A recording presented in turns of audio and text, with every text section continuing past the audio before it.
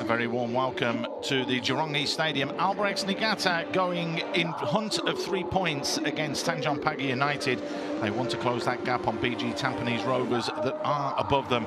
But Tanjong Pagar, rooted to the bottom of the table, know that 3 points are a must if they want to try and climb above the Young Lions.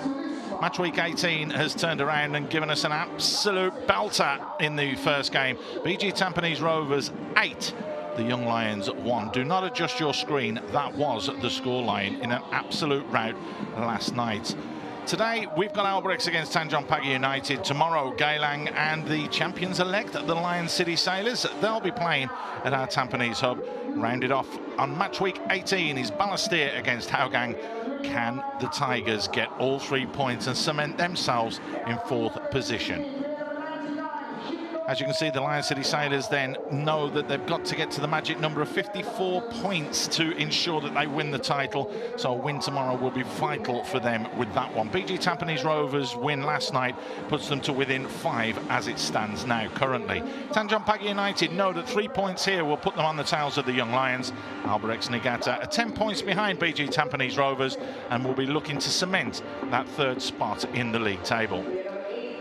As always, we managed to catch up with both head coaches ahead of this one. Norlam Shah talks about the game, and so did Mr. Shigitomi. Hi Shige, Jurong East Derby tonight. They have triumphed in all of the meetings this season in the league and the cup. How confident are you coming into this? Yeah, the results so far give us confidence, but in a derby, that doesn't matter. So Tanjong Pagar will come with strong motivation. So for us, it's about focusing on our standards and delivering results. And it hasn't been the most consistent for Albirex in terms of both performances and results lately, though. And you speak about focus. What would be your specific focus for your team? There are details, of course, but the key is intensity and discipline. So that's a big focus for us tonight. Hi Alam, we saw a more driven, more motivated Tanjong Pagar last match day. While it wasn't a win, how have you built on those positives in training? It was a very good showing by the boys, and then today is all about repeating it and creating consistency in what we have been doing. Over in training, they have a lot of rest in between, and again, it's all about maintaining the principles that we have set about the hard work, and then the maintaining the intensity in training to be brought into the game. And you know, you always say that your trainings are productive and positive, but what we see an unfortunate trend is that we don't see those things translated on the pitch. How much do you want to see some tangible results tonight? Again, I always believe if they are consistency in the attitude and the intensity that they bring into the game, the result will follow. I think they basically have to understand that it's not a one-off commitment. Today is a Western Derby. We should learn from our opponent. Their consistency put them in the top 3. So that is something that we have to learn today and apply. The Western Derby is upon us, so it should be interesting to see which way this one will ebb and flow. Tanjong Pagar United are struggling though, there's no question about that. Only 14 goals scored so far this season, having conceded 50 against the free-flowing Albirex Niigata side that on their day can smash anyone. In fact, they're unbeaten against Tanjong Pagar United in their previous 6 encounters. Kadir Kamish joins me in a commentary position. Kadir, an interesting game. The stats I've just told you, is it going to be as simple as that? Is this going to be an Albirex rout? From the stats, it looks like it's going to be. From on form as well, if you look at Tanjong Pagar, they haven't really performed well enough throughout the season, especially the last round, when you have made quite a few changes to your foreign signings. And although they have a lot of injuries and suspensions, they still haven't found the right combination for them to perform on the pitch. Albirex, as Noah Shah mentioned, has been absolutely consistent, which is why they are 3rd in the SPL table, and they don't have any changes in their starting lineup as well. So they are going for tried and tested 11, and I'm pretty sure it's going to be. Well, I do hope not. It's not going to be a one-sided match, but I think it is going to be. Well, you've saved my job there to give the team news out a little bit later on, so that's always nice. Thank you very much. So as you know, there's going to be no changes for this Albirex side. No real surprise there when you consider it was a 4-0 victory last time out, with Nakano getting himself another couple of goals and Yang Hong-ju getting himself 2 goals as well. Tanjong Pagar United, it hasn't been plain sailing for them this season, that's for sure, but it was a spirited display against Geylang International. Jelly scoring after just 27 minutes and giving Tanjong Pagar the lead, but unfortunately they couldn't hang on and went down to a 2-1 loss. Oswin Rosario will be in charge of this one. He will officiate this game, along with his crew there that will be on the sidelines. And in the VAR studio today, we have German Zaiton. He will be there ready to push that red button as and when required. And it was required yesterday after we saw that red card that was shown to Marcus Moses in the 47th minute. Matt Silva will be given the captain's armband today. Zaiful Nizam, again giving away a little bit of team news before the teams come up, is out after that concussion injury that he sustained in the last game. He is on the bench. It is a skeleton bench for Tanjong Pagar United. They haven't named a full quota of 11 substitutes due to injuries and suspensions that are players missing. A good crowd at the Jurong East Stadium. I can remember gone long back in the day when the trucks used to come and park at the back, and everyone would be on the trucks and watching the games. As we have a look at the toss, see who wins it. There you go. Nice and simple then. That's very easy for Shingo Nakano to decide what he wants to do. And as you mentioned, Kadir, nice and easy job. No changes. It is a pretty solid side, and you know what you're going to get from them. Yeah, you look at the new signing, Yang Hong-ju, really good signing, new addition to the team. He's contributed a few goals and quite a few assists as well ever since he came on. And Rasak, what a signing for Albirex, as well as part of the loan signing from Lion Sea Sailors. They do have quite a decent bench to call upon. It's all gearing up for next season as well, where it will be a change. FC Jurong will come to the fore. Albirex will take that bow back. And of course, the big news there is that Kaisuke Honda will be coming to replace this man, Keiji Shigetomi. That is the rumour mill. Let's just say that. It is a rumour mill at the moment. Nothing has been confirmed, but we do know that Honda will come and will play some sort of part in the club next season.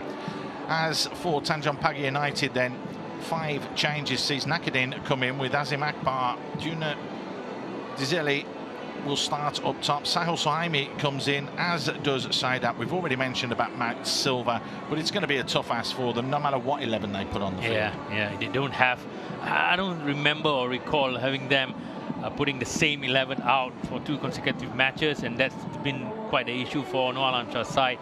No consistency, no stability to build on for the matches that they have played. Well, they've only got one player that has featured in all 17 games so far, and he doesn't feature tonight. That's Zanivio. He started 16 and he's come on as 1 substitute appearance. Ryan Ryman was 15-1, and Nakadin is now 12-5, so 17 of the 18 games. And like you said, Noor Alam Shah, with the consistency levels, it just hasn't been there from his players. The players are the ones that have let him down a little bit this season as well. I think it's fair to say that we can somehow put the blame on the players, right? But then again, these are the players being chosen by Noah Alam Shah himself, and he's been in this job for a few seasons already. He had choices. He has not coming in to replace somebody who has chosen the players and try to build on that. But I think right now he might have realized that next season on, he has to choose a different set of players to really push the club forward. Jesse Daly is back in the country and back on the bench, so we may see him feature in the second half, the Australian international. But it will be Albirex that get us underway, kicking from right to left in the bright orange strip and close down very, very quickly there. Very good work, but again, it just pops up and bounces to Ishibashi, who switches play. Ju, who's been on absolute fire since signing for the club, tries to deliver that one. Easily cut out though by Saida.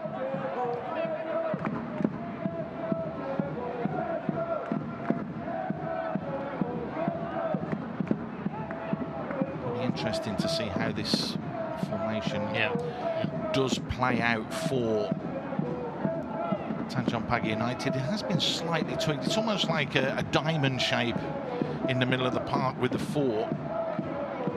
2 up top as well to, as you mentioned, to battle and fight away and try and win the ball and keep possession.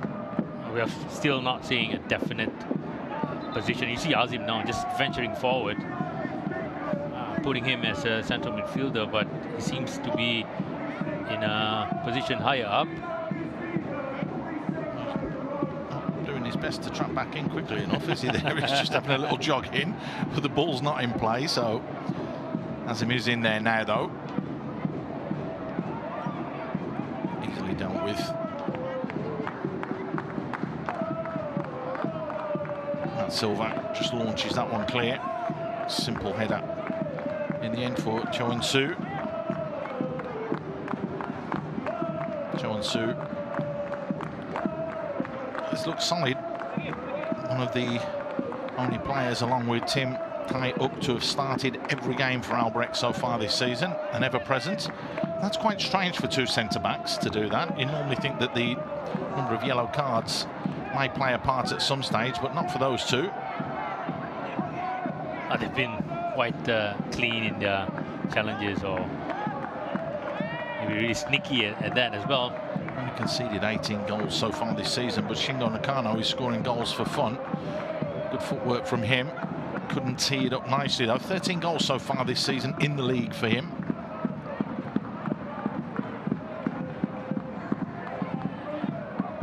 Here comes Junior Degele.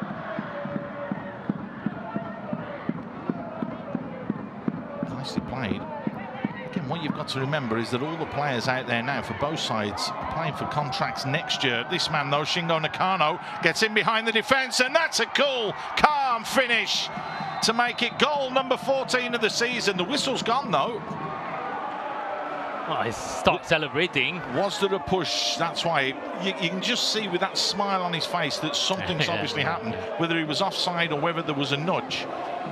Well, it looked like Said Akmal totally missed that header as well. So again, it could be from a push. Well, he's pointing all the way up here to the halfway line, so let's have a look. He was offside there when that ball... Was it when the ball got played forwards, though? Did he not bend his run just enough? I tell you what, that's worth having another look at, because when that ball was initially played forwards, he'd arced his run across the centre line and then darted in. So it is when contact is made with the ball to go forwards. If you're in an offside position then yes, it's offside. And that is why the referee is doing the right thing here.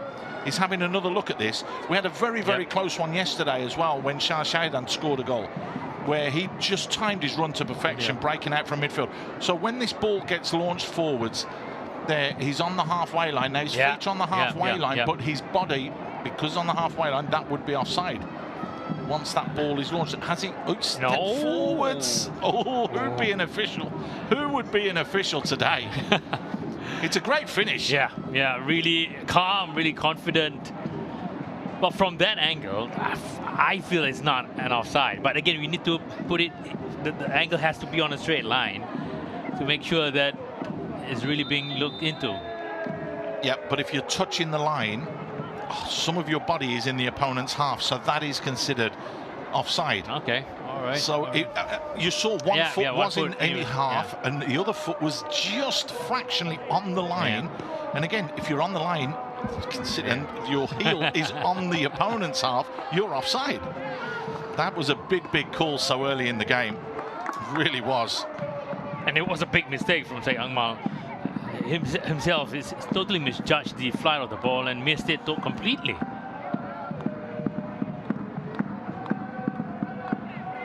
Marginal. That is what football is all about now, fine margins. Oh, you win it with the inches. Oh, we had an early goal yesterday as well, didn't we, after 4 minutes? That would have been 3 minutes, which would have eclipsed that one. but that doesn't bode well for Tanjong Pagar United. They've got to shore up that defence and not be as high. Good work down the left-hand side. Yang Hyun-ju again keeping possession. Cho Eun-soo clips that one forwards. The little nick on, but no one's there. I think Albirex, the two right and left centre backs are going to find themselves in a lot of space tonight. Looking at the formation of Tanjong Pagar, you mentioned that diamond midfield. So, Deshele from range, just trying to catch out Hassan Sunny, but doesn't have to be a wonder strike to catch the big man out from there. It's no surprise that he's trying something different. Junior. First touch, not looking at where Hassan is, straight away trying to take that shot first time. It's totally off target. 6 clean sheets so far this season, but goal scoring is free flowing. Yang Hyun-ju again. Simple tap in. Onside as well. Fired across the face of goal, and absolutely no mistake. And this time it's goal number 14 of the season for Shingo Nakano, who makes absolutely no mistake from half a yard out. We could be in for a rout here tonight as well. 6 minutes in, we've had a few chances created by Albirex Niigata. Ball over the top, really simple, really easy, Route 1 football. And this guy here has been really a menace to a lot of teams this season, ever since he's been on. And easy, putting it on a plate for Shingo Nakano. He's not going to miss from there. Nobody's going to miss from there. I actually think that you would probably score from there as well. But I tell you what, the damage done again, who's really impressed us since coming, is Yang Hyun-ju, the former under-23 North Korean international.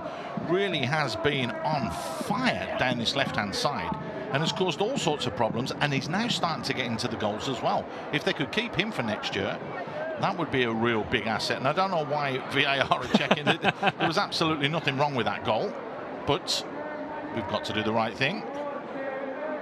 Again, if you look at the defensive side of Tanjong Pagar, it's been really disappointing. There's no one pressing the player on the ball, and the line has not been managed well enough for the big ball to be pumping in, and individual defending as well. Just everything is just not happening for Tanjong Pagar.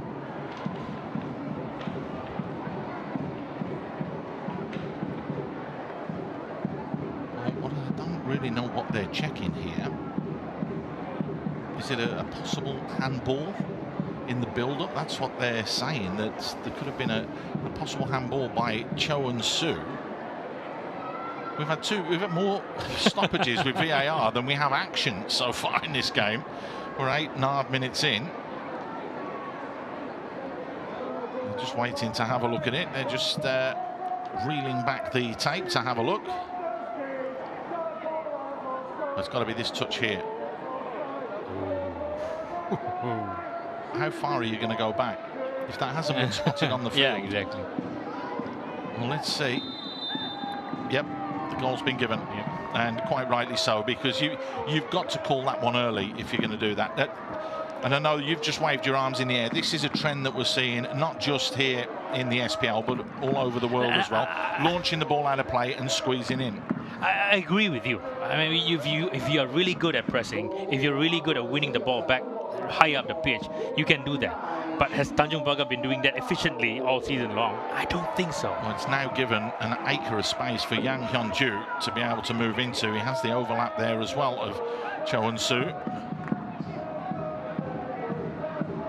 Nice little layoff from Shingo Nakano. Pulling into a wide area.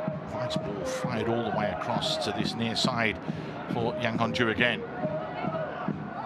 He is tricky. Yang Hyun-ju, what a ball in. That is diving header. Stunning goal. That is a fantastic team goal, and it's Captain Marvel, Shingo Nakano, who gets his second. Could have had a 10-minute hat-trick here. That first goal disallowed for literally half an inch, but that is a real good finish from the striker. And a real poacher's goal. He didn't give up, but a brilliant ball, a second assist of the game from Yang Hyun-ju, but a cool, calm finish. Well, you mentioned earlier on that we haven't had a lot of action due to the VAR stoppages, but we have seen 2 goals within the first, or 3 goals within the first 10 minutes. One of it is going to be disallowed, or has been disallowed.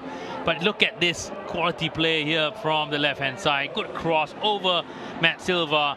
And look at the desire from Shingo Nakano to just push himself away from his marker and getting ahead of him and putting it in the back of the net. Poor defending. You cannot allow a striker to bully you like that. So 2 for the night. Should have had 3, or could have had 3. Don't forget Higashikawa. He was on the 17, but managed to get his goal late last night to make it 18 for the season for him. So Nakano within touching distance, and he's absolutely on fire tonight. Could have had a hat-trick. Disallowed goal with just 3 minutes on the clock. Scored in the 6th and the 10th. Anything could happen here. I was worried that the match is going to be one-sided, not for the neutrals, who are definitely good for Albirex fans. See their team absolutely in control since the start of the match, but for Tanjong Pagar, this is not exactly what Noah Lamshah had in mind. Well, very much not at the moment, is it? He's got himself a hat-trick this season. That was in the Singapore Cup. Shingo Nakano against Geylang. Be nice to get one in the league. He's been a revelation since he came on early last season, scoring goals for Albirex Niigata for fun.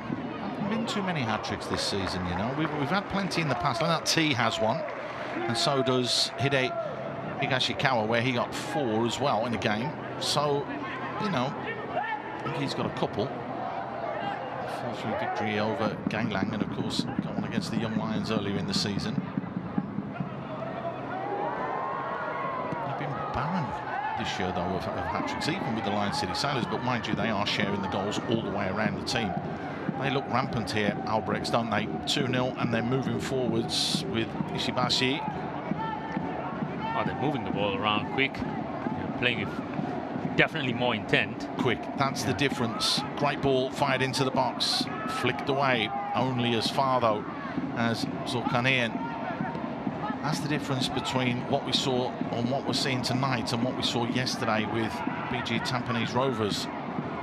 Just the pace is there. Another ball in from Yang into that far post area. Shingo Nakano fighting, retains possession.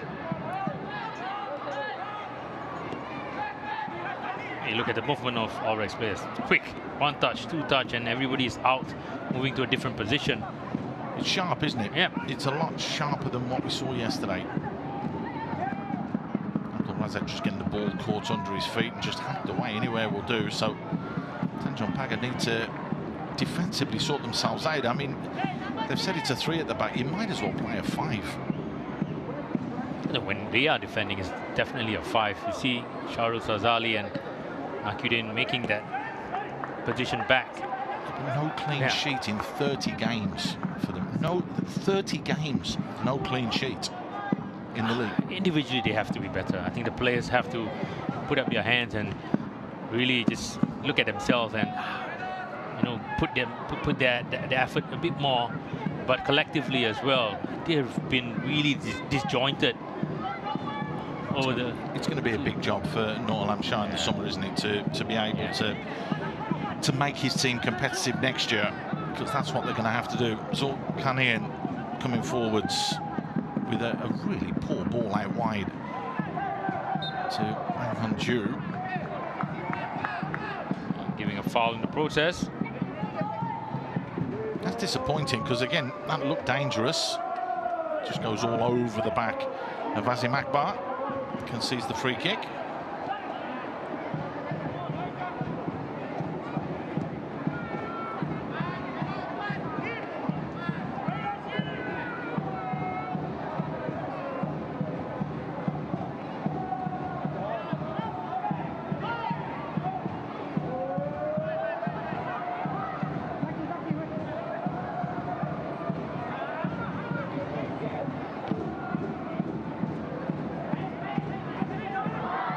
That's a big, strong challenge there on the edge of the box and lashed away. It's going to be a yellow card. It's hit the woodwork by the looks of it. No nonsense at all there from Ryan Ryman. Oh, he's not going to get booked for that. That's a real bad challenge, that is. I mean, and lashing the ball like that, he's very lucky not to go into the book. They are going to be checking that one on VAR for serious foul play.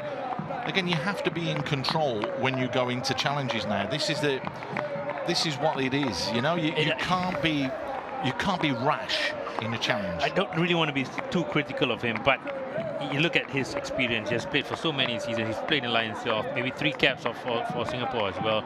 His team is losing 2-0. He needs to keep his head. If he loses it, the team gets into numerical disadvantage. If he gets sent off, the whole team will crumble. But you know what? And they say this about all the good teams.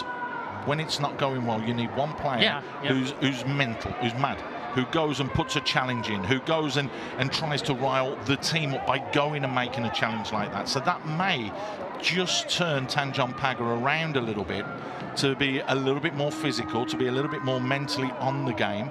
You do occasionally need a player to go and put a challenge in like that. I think a yellow card. Yeah, it has to. It has to. It has to be a yellow card because it was rash. There's no red card that's going to be given. But the question is can a yellow card be given through VAR for that? I don't think yellow cards can they? I don't think you need VAR for that. For the yellow card, right? It's a yellow card, bang, and it's easy done. No, he made a really brash tackle, and then after that, he just swung across the ball and trying to play or get the play to go on. Well, they can't intervene with yellow cards. Yeah. We were right with what we were just saying. So the referee's going to have a look at this. So this could be a red card. This is potentially serious foul play. And again, we've had more action with the officials than we have with the game. There, look how high the foot is. Oh dear, look how high that foot is. Is that his foot? Yeah.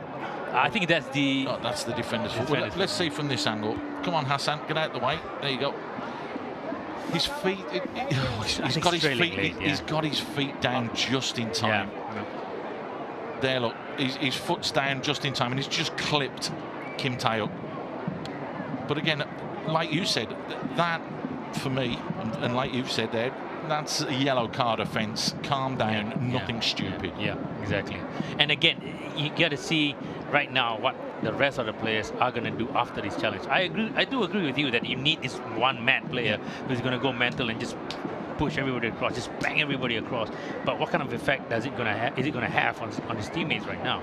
Manchester United had it with Wayne Rooney. I remember watching an interview somewhere, and it wasn't going well for them, and Wayne Rooney went and did something, and the players were saying that kick-started us.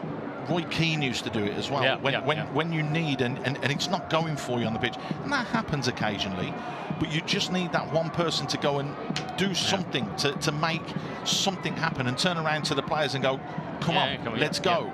But this again, his feet are on the floor. That's if it's a saving grace and it's not a red card, that will be the saving grace. Exactly. That his feet there, both feet are on the floor. That would be a saving grace. I think the referee's missed the trick there because if he shows a yellow, I think everything's all suffice. But what will the decision be? Ryan gets a yellow card. Well, fair enough. VAR intervened to see that it was a red card. And that's right. Okay, to be 100% sure, the yellow card is the correct decision. Well done, the officials. They've worked well there to ensure that that is the right decision. Absolutely spot on from Oswin Rosario. Now we've had 3 stoppages for VAR now. Yep, 3 stoppages for VAR. But at least there's no LWS. Touch wood. Let's touch on wood, because everybody who's at the game wants the game to go ahead with a full 90 minutes. We can see fans coming in, streaming in from the other side of the stands as well. So that's really encouraging for Albirex. It's going to be interesting next year. Their home record is impeccable, by the way, this season. So, you know, the fans will come and support. But when they've got a superstar like Keisuke Honda, who said that he's going to play, and the rumour mill, we do stress that it is a rumour that he will be involved in the coaching side of things as well. He was in charge of Cambodia during the SEA Games. Well, not the one just gone, but the one before. So he likes to get involved in that as well. It's going to be interesting to see how they fare. Yang Hon-ju creates a yard, fires it just wide of the goal. It had Matt Silver scrambling. But again, Yang Hon-ju really is on fire. Well, he should be disappointed with his effort this time around.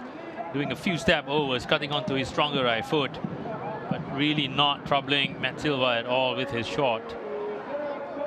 Wasn't that far away, but totally off target. Yang Hon-ju. Good to see him coming in. 27 years old, signed from Japanese club Virtin May.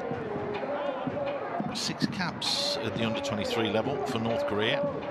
Managed to score himself a goal as well, and you can see why. He has quality for the SPL level. Yeah, Definitely.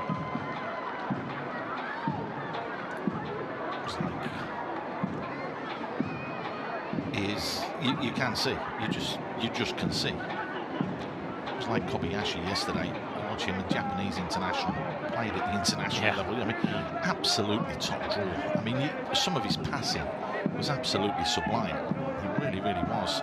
And it was a fantastic performance from the Stags last night. Although they were, as we mentioned there, not dissimilar Albirex, the way that they play, but Albirex is a bit sharper and a bit more pace to the game. Oh, we know how BG Tampines Rovers plays. Right? They prefer it slow, a bit more controlled. I mean, if you are BG Tampines Rovers staff, you will love it because you are in control most of the time. There's no heart attacks or there's no blood rushing to the head. Abdul Razak doing well to go and close down up that end of the field of play. But Tanjong Pagar look to come and play their way out of trouble.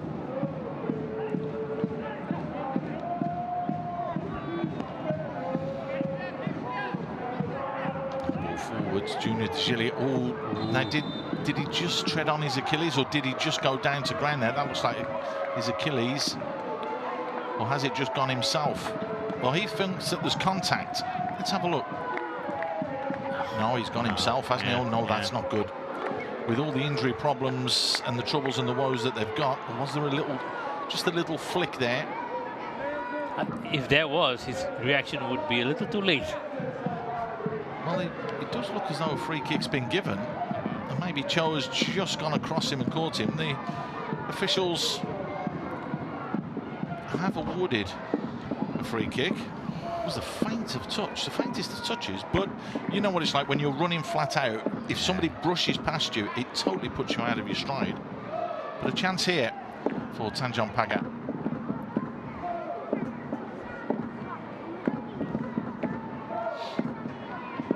Sahel over this one. Sahel Saimi was signed from Hougang. Had a season up in Malaysia with Sarawak. Clips it in. Just flicked away.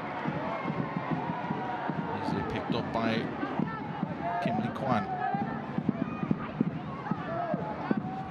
His right hand. And that got himself the yellow card. Saidat in the starting lineup today.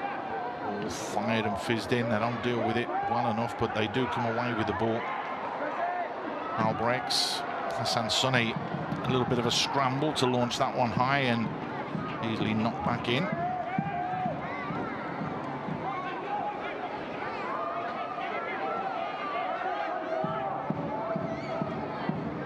Yang Hon-ju.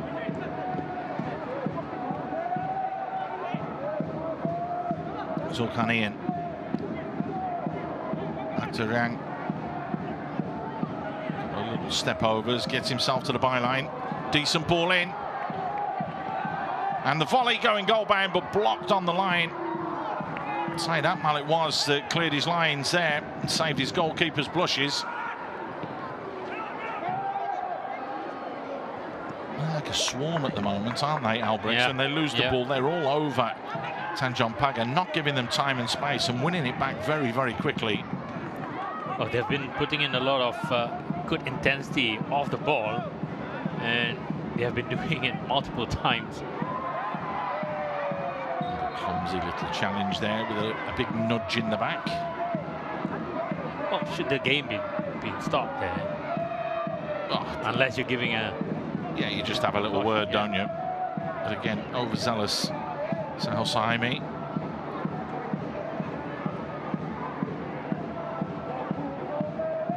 One of those awkward positions where it's right in the centre of the field of play.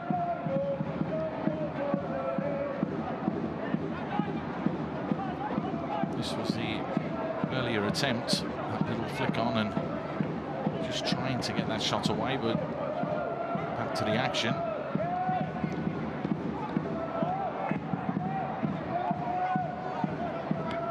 Looking in.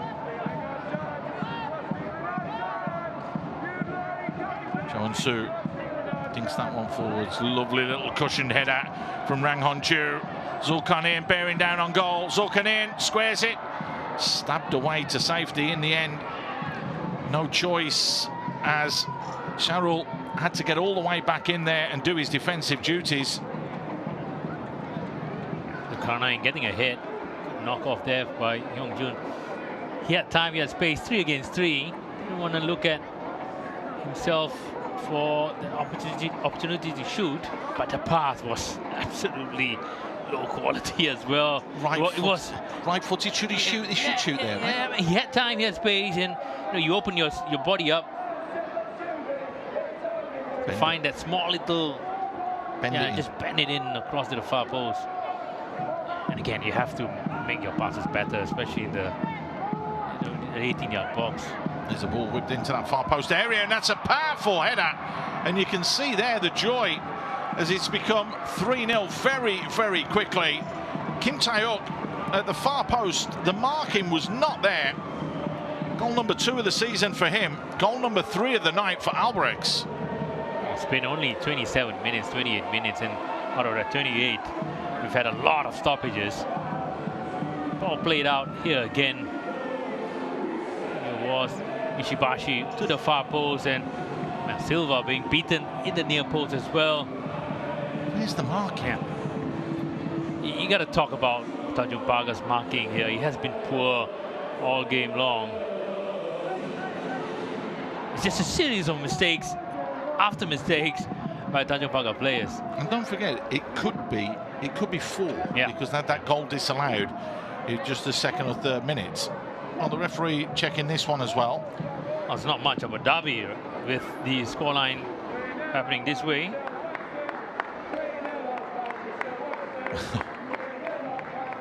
Well, they're just checking for the potential offside, but that has gone away very, very quickly, because if you saw when he took the corner, he sprinted to get back onside, and that's important, because that little touch back means that he's onside, and it's as simple as that.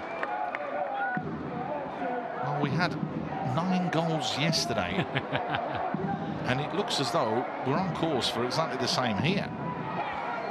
And goodness only knows what Noorlan Shah is thinking and what he's going to be saying, never mind at half-time, after the game in the interviews as well. He sounds like he's going to sound like a broken record. There's no effect at all with whatever he says to the team right now. There's no change in results. There's no change in fortunes. I don't think they are putting in better performances as well. It's just the quality of players. And you've got to feel for Noorlan Shah in that sense, because the players just aren't good enough. They're rampant at the moment. Yet again, Albirex is another big switch, looking for Zulkarnain. Well, the spin on the bounce just went away from him there. And Silva coming out quickly to gather that one. Lucky for Azim, his clearance just went straight to the goalkeeper. His goalkeeper, Matt Silva.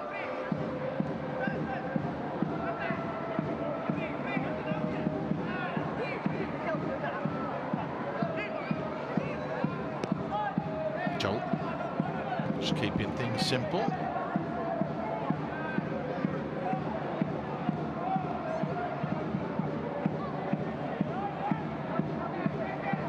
to do that. Hasek on the far side, getting involved as well. Now look how comfortable Albirex are playing their football here. Sweeping the ball, diagonal balls from the back to the feet of Razak.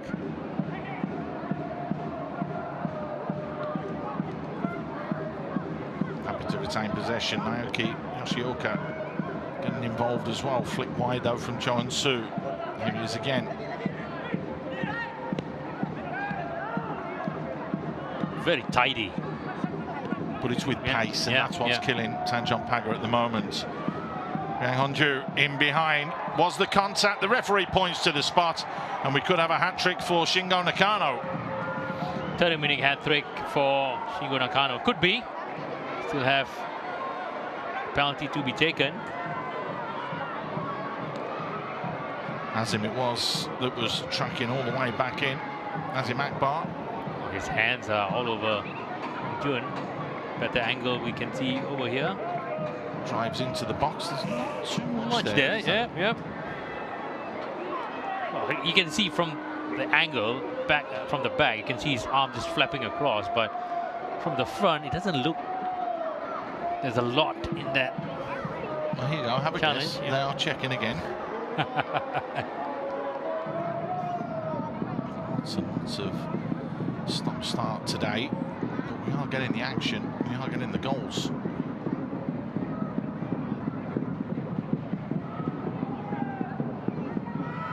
No surprise who's going to step up and take this one.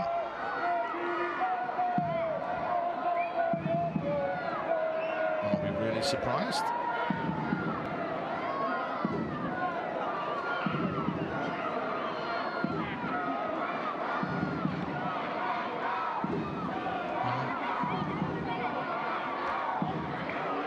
He's playing over in the US at ECC Warriors when he was studying.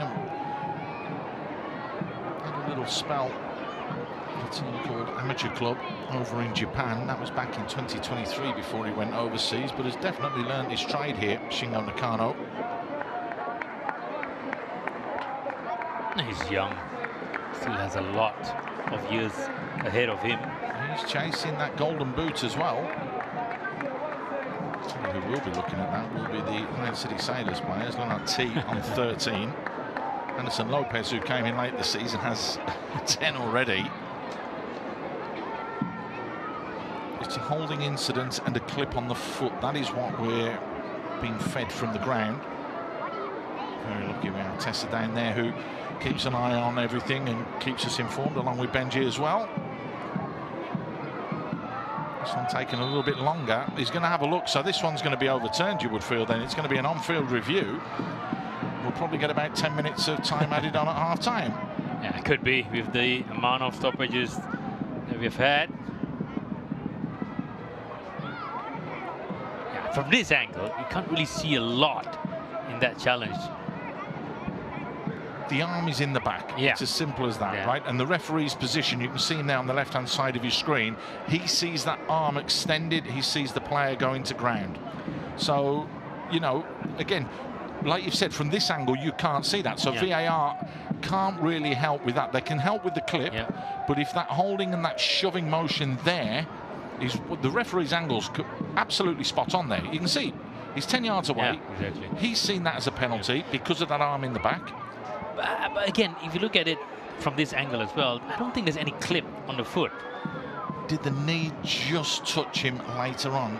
You know, I mean, the referee, I think, has seen there. Look, the arm's gone up and it's tried to claw him back, and the referee's in a very good position to see that. Exactly.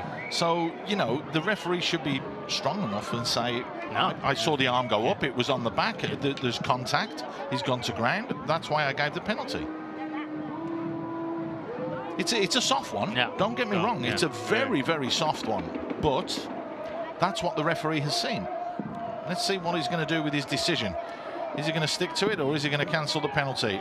If it is, it's going to be probably a yellow card to Yang Hongju for diving. He's had a look, no penalty. Again, it would have been a soft one. And let's be honest, that is probably the correct decision. I do feel that way as well. When you look at multiple angles from the VAR. Don't think there was a clip in the foot, and it was maybe a bit too soft for the arms to go forward. I think that's what the referee is seeing, because his position was spot on, and he's seen that arm go up and around the player. He's seen the arm go out. He thinks it's a shove, but on reviewing it, that's good refereeing, that he's got the right decision. He was in the right place at the right time. That was the important thing.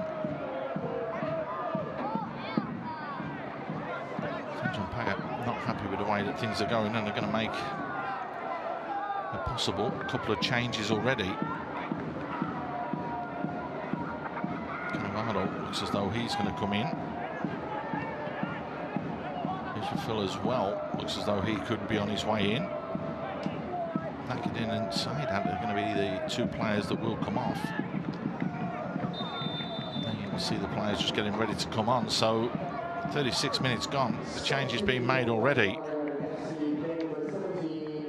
Well, Nakadin looks like he's been struggling with the attack or the quality of Yeonju. The pace. I mean, everybody's going to struggle against Rang Honju, to be fair.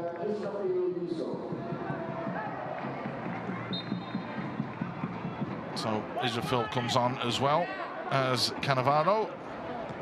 Yeah, I think Azim should be going back to where Nakudin was playing, and Shadab Masnawi, I think, is just a direct replacement.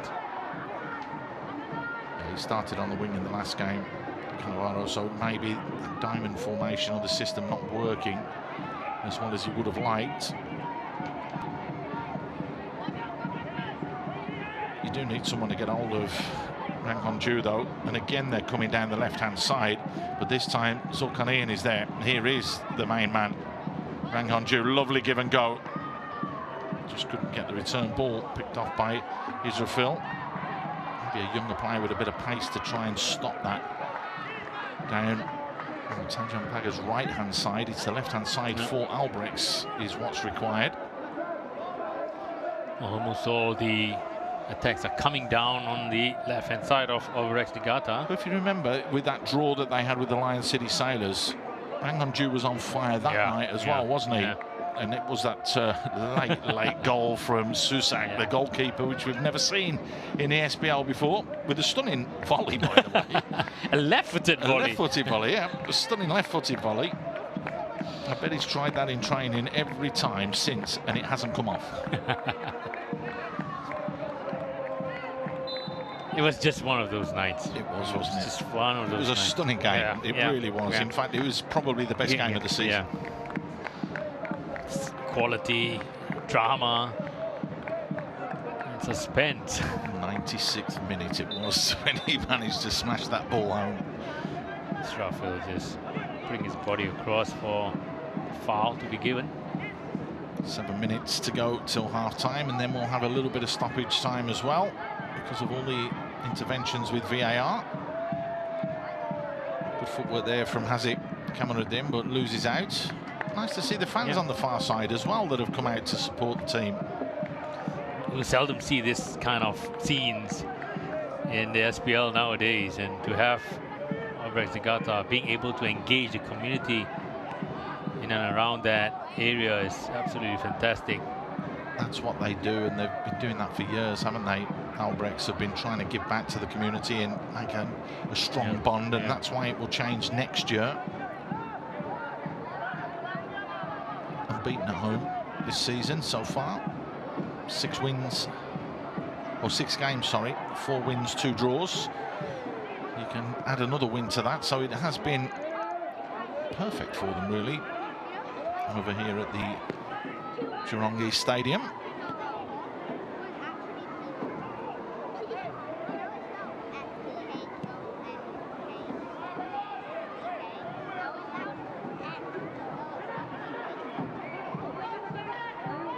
Time and space for Sahel in the middle of the park. Just fires it out wide now to Azim Akbar. He has time to deliver. Decent ball. That was an important challenge there from Cho. Oh, yeah. Well, he had, I think it was Israfil just looking around behind him just to get it away from Israfil and to the arms of Hassan Sani. What Good ball it was as well. Yeah, and a good bad touch, wasn't it? Yang Hongju bearing down on goal.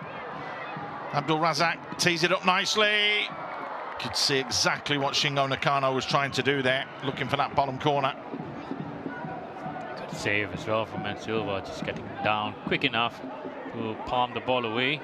It's a lively three up top, isn't it?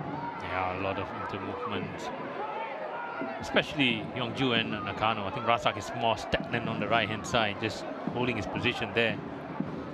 Drifts in occasionally to link up with play with the other two. There's Cho. Abdul Razak, little give and go, gets it back to his feet, skips past the challenge, has it, decent ball in, Nakano! Oh, he could have had a hatful this first half. Could have had 6, I think. Good, decent chance created from the right-hand side. Yeah, Haziq Kamarudin, good cross as well to Nakano's position.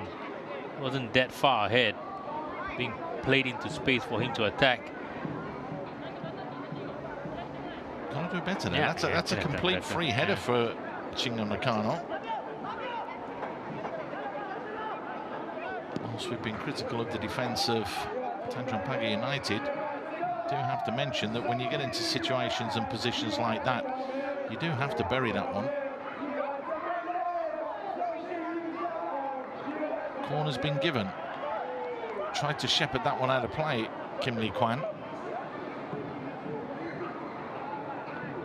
Let's have a look.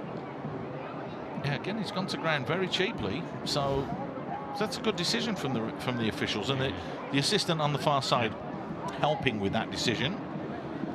And now, with the marking that they have, anything could happen here, particularly if you have a look at Kim Tae-uk, who scored a free header at the last time they had a corner.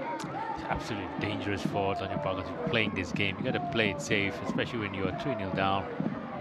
You have to do a bit more of a damage limitation, especially so close to half time. Gone for the near post option on this occasion, but more of a flick rather than a glance that was required on that occasion. Told you we'd have 10 minutes added time at the end of the first 45, and that's what the board is going to show. Well, makes sense. You had so many stoppages for at least for the first 30 minutes. One thing that has been consistent, and we heard Albirex talking about that before the game, is their league position.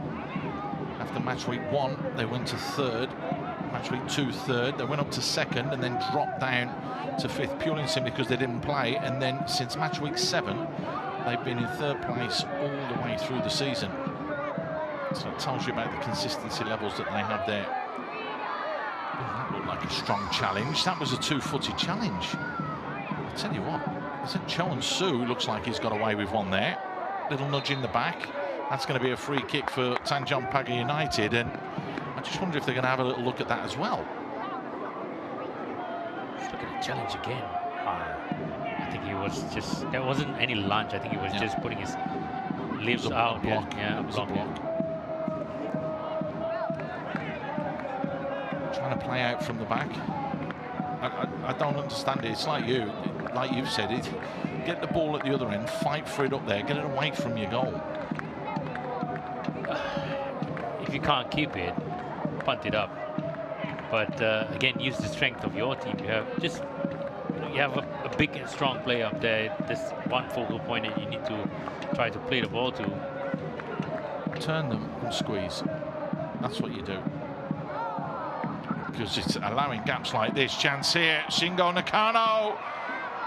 Good challenge. Good challenge. That was a very, very timely challenge, and it needed to be spot on there from Cheryl. Too slow, Nakano here. Just control it. This is a touch where he needs to take that shot, but he still needed to control it because of his poor first touch. Kept in play from Sahil. Jin can turn there from Fabio Cannavaro. And the touch from Zulkarnaen means that it's going to be a throw. They did have a little look at that VAR to see if there was going to be anything in it. There, it's just the first touch just bounced and bobbled up. Well-timed challenge though from Cheryl. So just over 10% of that first half we're going to have to play. Ball in play again now, vitally important in leagues across the world. We know the rules that are coming in for the World Cup about throw-ins and the amount of time taken to get the ball back into play and substitutions, and also trying to keep the game flowing as fast as possible. Keep that ball on the park, which is the most important thing.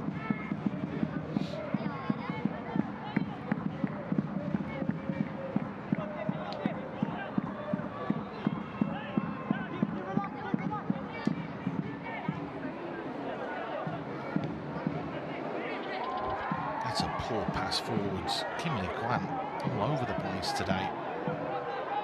He was to blame for that diving head out from Shingo Nakano.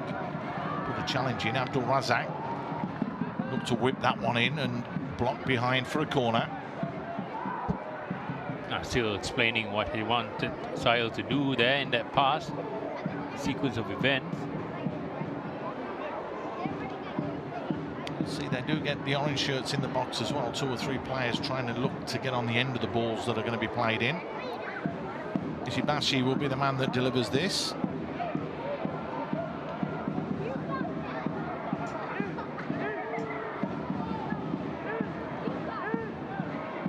Be interesting to see their retain list at the end of the season.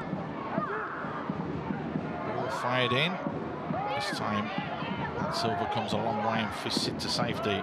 Young with the ball back in, free header.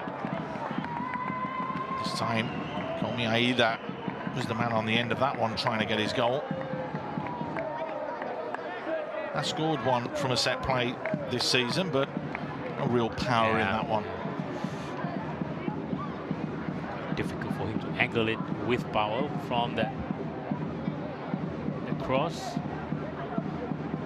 Just slightly going backwards, which takes the pace out of the ball. If you move on to a ball, you're always going to have that momentum to be able to use and get that power in the header. There's an Akbar. Rolls that one back.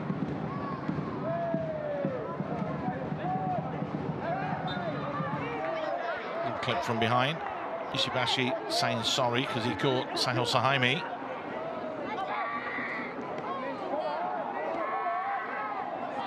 Not too much in that, but just enough.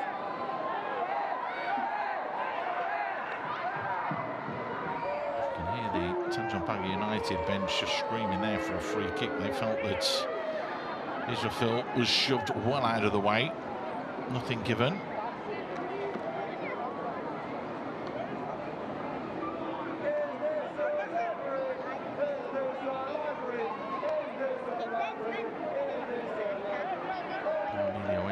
Today either, who's out injured. Debal, who is their leading goal scorer, gone. Azajari, 5 goals early on in the season, gone. Goals really are at a premium for them. They've only got Zajeli and also Aniki, the 2 players in the team and in the squad that have scored goals for them this season. That's really, really tough. And it's only 3 goals between them. Chance here for another goal though. Yang created that yard and just splashed it wide. Yang Hyun-ju normally does better in that position. Scored a good goal against the Lion City Sailors from a similar situation, maybe a little bit further away, but totally miscued that one. Totally off in terms of where the ball actually went. Work again strong from Nakano, just toe poke it to his teammate over to the left hand side. Could have made it more comfortable for Albirex. 3-0's not comfortable. More comfortable. Could have been 4. Again, we'll be looking at that at half time to see. Just about 2 inches, I reckon.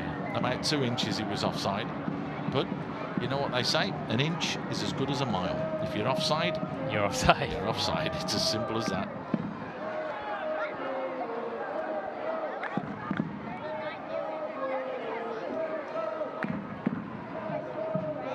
So almost halfway through the 10 minutes of time added on at the end of the first 45.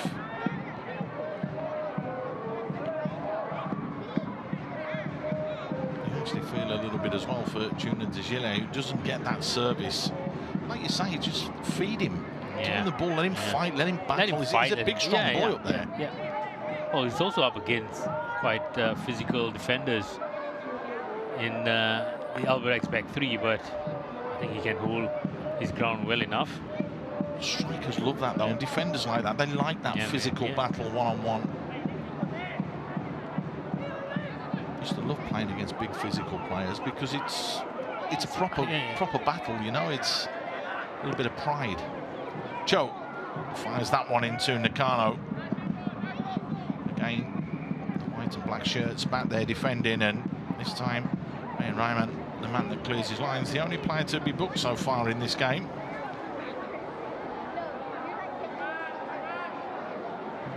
Another corner.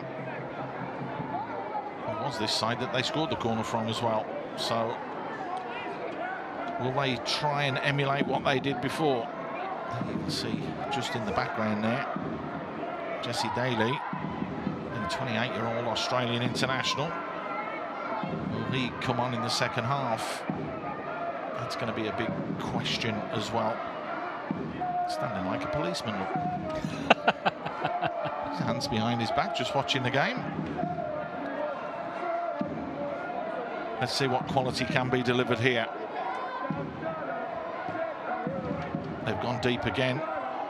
And then a header back across goal. And it's no surprise that it's Kim Tae-uk that was there again. Absolutely right position to be.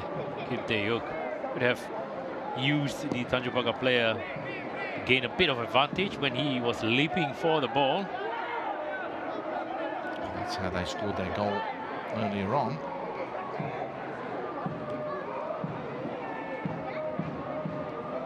Kim Tae-uk, another North Korean under-19 international he was. He has 2 yellow cards so far this season. That's what I mentioned to you. You know, he's been one of the ever-presents along with Cho and Soo. That's absolutely important, I think. You have your players not at risk or not available to you due to suspension is a huge advantage. You can field almost the same 11 every match. Sometimes, though, you do want your defenders to put a challenge in, and, you know, you can't be squeaky clean the whole time. You can't play, if you were playing in the Premier League, you very rarely find a player that plays every single minute of every single game now. It's, of course, a 21-game season.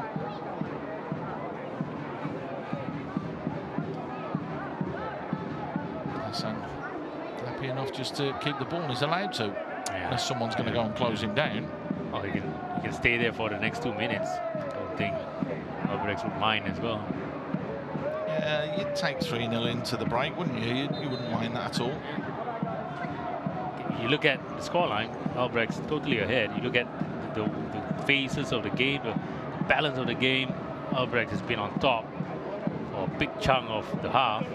Spoke about this yesterday with Adam Swandi when we were talking about PG Tampines Rovers. They play against Albirex early or in the middle of next week. Would you rotate and change your players to keep them fresh, ready for that big game next week? That's a big question that needs to be asked as well. And yesterday, it wasn't done. William Pang just kept the same team until started making change in about 70 minutes, 75 minutes, where it's an opportunity to give your fringe players some minutes and also to control the game and be ready for that big encounter next week. The East versus West Coast derby.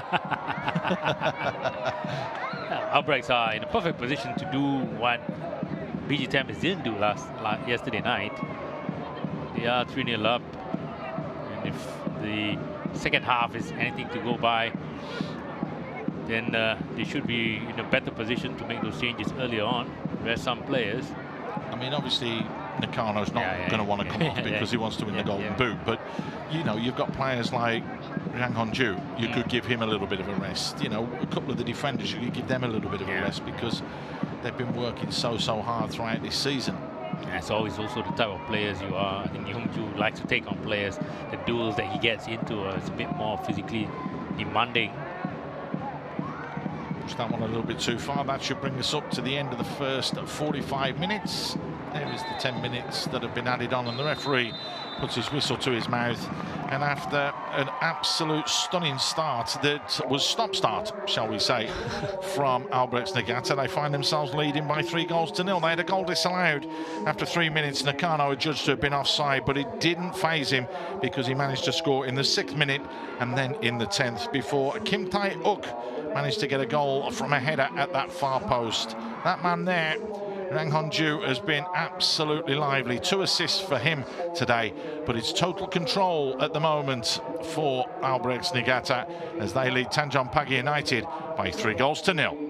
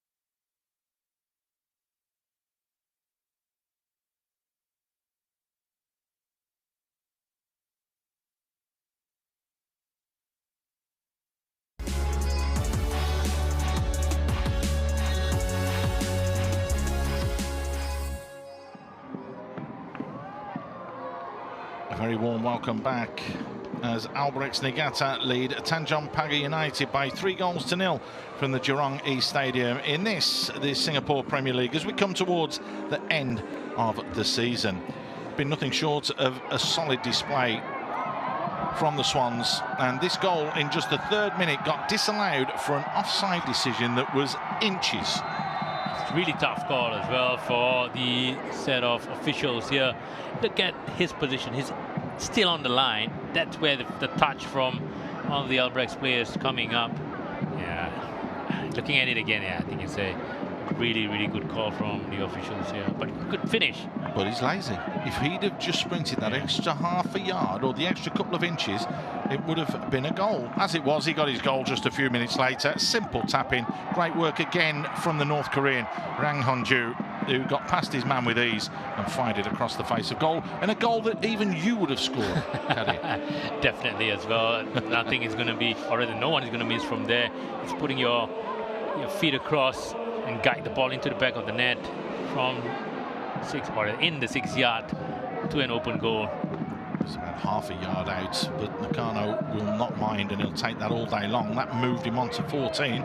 14 became 15 pretty quickly afterwards as well. Rang Hon-ju once more, the protagonist, just jinking, twisting, turning, fires this one in. But again, it's the desire and the passion to lose the marker. And Kim Lee Kwan, well, he was all over the place. He couldn't deal with Nakano, who just nodded it home for his 2nd of the game. You look at where Nakano's position is. He was starting in the middle, and then he just pulled away. Kim Lee Kwan was just too involved with Nakano and didn't know where the ball went from that cross. Nakano just getting ahead of him, using a lot of his physical strength as well. As a defender, you would say, got caught square, and that's the big problem. Yang Hon-ju creating and mustering up an opportunity for himself. Has been a real live wire cutting in on that left-hand side, and also been a real pain by getting round the back of them. This time went close. Real close with this shot. A couple of step overs to go back to his stronger foot. But again, I thought of this quality could have troubled Matt Silva a little bit more. Has anybody seen anybody marking? He's only the tallest player on the pitch. There's no one marking Kim Tae-ok, who just drifted in at that far post and buried his header, and you can see what it meant to him. His 2nd goal of the season. I'm pretty sure it was pre-planned during the training sessions. You look at how many players are behind, just ghosting in. Everybody caught ball watching. We've just seen that again there, and everybody was watching the ball and not aware that Kim Tae-ok was coming around the back. Absolutely disaster in terms of defending. Well, let's see what the stats say. 66% possession, but there has been pace in it. 9 attempts compared with 1. 6 on target. That's 66%. That's not bad at all, with the 4 corners against none, and 1 offside, which was the goal that was disallowed. 10 minutes of time added on for all the VAR interventions we had in that first 45 minutes. Well, 3-0 at half-time. Will we get more in the second half? You'll soon find out. BG Tampines Rovers did a job, as it's known, on the Young Lions yesterday, 8-1. Tomorrow, Geylang take on the Lion City Sailors as they look to get themselves to 54 points, which will mean they'll be uncatchable and win another league title. That tomorrow from our Tampines hub. And rounding off match week 18 will be Balestier against Hougang. We're going to go for a quick break. When we come back, we'll have the second half. Can the Swans double the advantage and get more?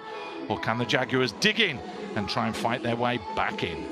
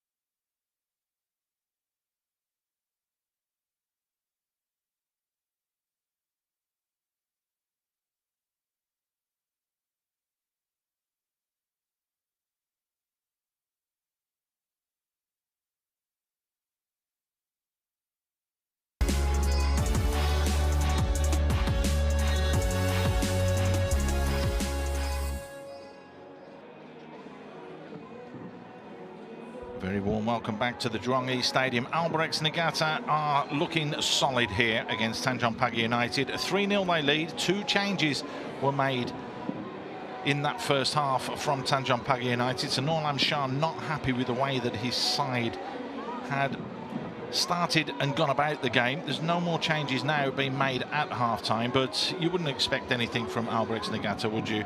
Kari Kamis joins me. Kari, it's been, I suppose you could say, really a masterclass. I mean, they haven't looked in trouble at all, have they? No, I don't think. Look at the stats. No shots on target by Tanjong Pagar United, and their possession-wise, they've had 60% in the first half. It should stay the same in the second unless things change. Something must have been said during halftime by Norlam Shah, but in terms of quality, in terms of tearing Tanjong Pagar apart, they were doing exactly that in the first half. Norlam Shah be pulling his hair out if he didn't have that crew cut that he's got at the moment.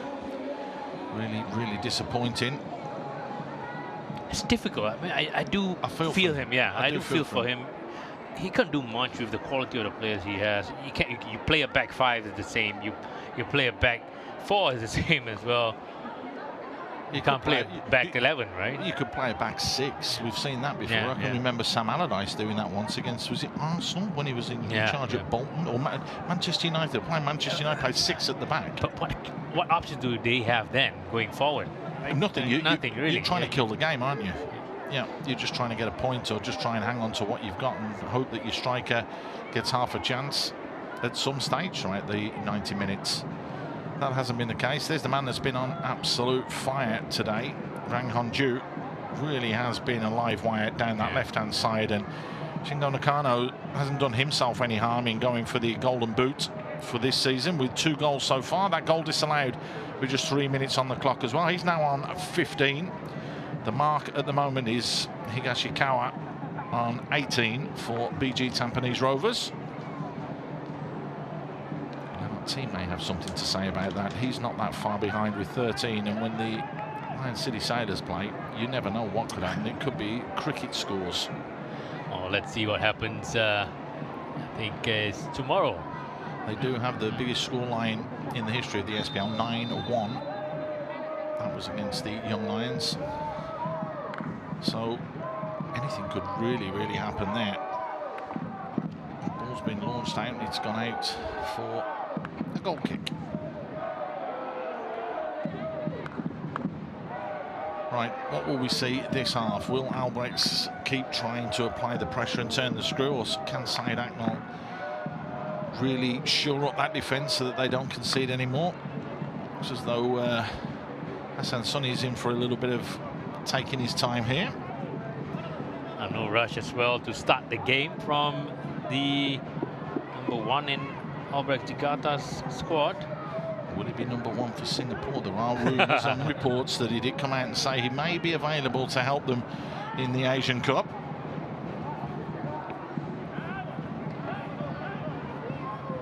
Ball launched over the top. Razak couldn't keep that one in play. Better off it going for a throw-in right in the corner than a goal kick. Coming back to his best and showing what he can do. He's on loan from the Lion City Sailors, isn't he? And he's already got 1 goal for the Lion City Sailors this season. It looks like he has trimmed off a bit of weight as well. It looks fitter and sharper. 3 goals so far this season for Albirex, so he's got 4 in total. Tough position to play at as well. It's always a central striker, but now being put out on the right-hand side, more of an inside forward. Well, you're going back to the old days there, inside forwards, left half, and what are you going to come up with next?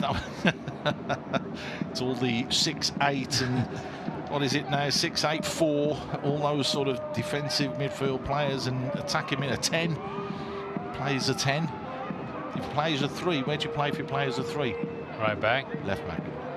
Right back was #2. Right back, left back. Well, one's on the right, one's on the left. That used to be the system. Yeah. 2 right back, 3 left back, 4 in midfield, 5 and 6 for your 2 centre backs. Oh, That ball just ricocheted straight into Shingo Mikaro's face, and a little bit of a wobble, but seems to be okay now. Just wonder what Norlam Shah said to his troops at half-time. Well, the last few games that I did on Tanjong Pagar, second half, they've always been a bit better than the first half. But it's not too hard to be better than the first half showing for this game. Just wonder if the players actually listen to the instruction that's been given to them, because they're just basic individual errors. Basically, all the goals are. Listening to it is one thing, being able to execute them is another. Correct. I can listen, definitely, but if I don't have the ability to execute, But then I can listen for days. Yep, I wouldn't disagree with that at all. Yoshioka there just conceding the free kick, so Tanjong Pagar will look to get on with things. Easily picked up by Lee Woo Chan in the middle of the park. Here's Dejele, can hold the ball up, looking to bring others into play. Sahil clips one over the top, looking for the run of Israfil.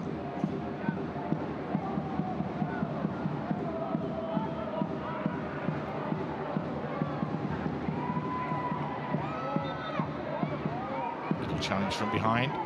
And Hunju just been told there by Azim Akbar that he's going to be in a game this half. Just a cheeky little challenge there, conceding the free kick.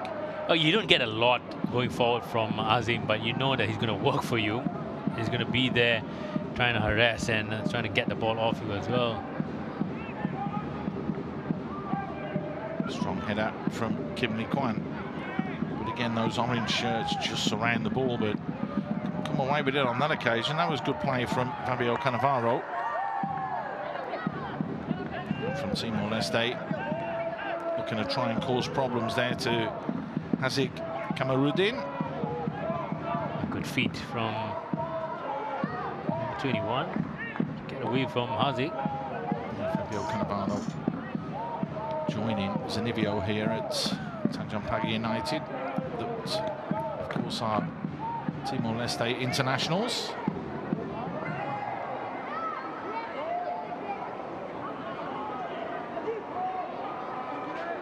Gilly. Blocked as they were trying to whip that one in, and Israfil on that right-hand side trying to cause the problems.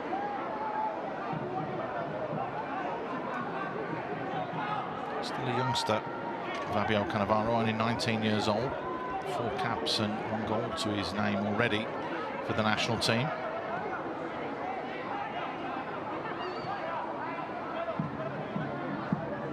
He's playing at the best club down in Timor-Leste at SLB Lolara before joining Tanjong Pagar United.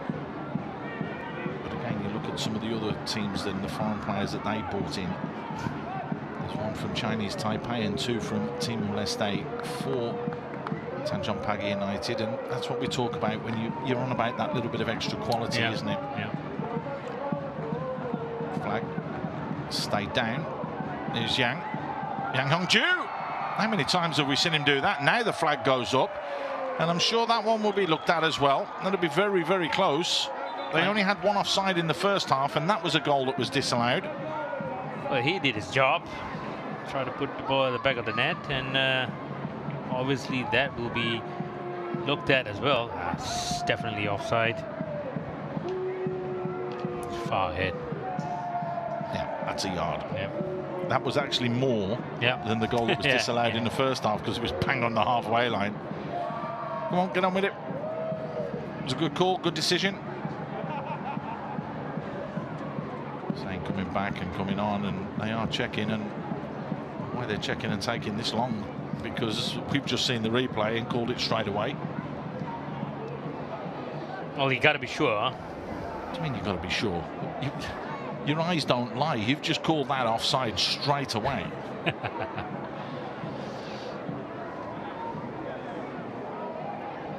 Or are you saying that your eyes do lie? That is the question. There you go, look, the arm goes up offside. See, you were right. I knew I was right. I knew you were right as well. So it's taken 7 minutes for us to have a VAR intervention in this half so far. Let's hope that's the last one for the game. I've got a feeling it won't be.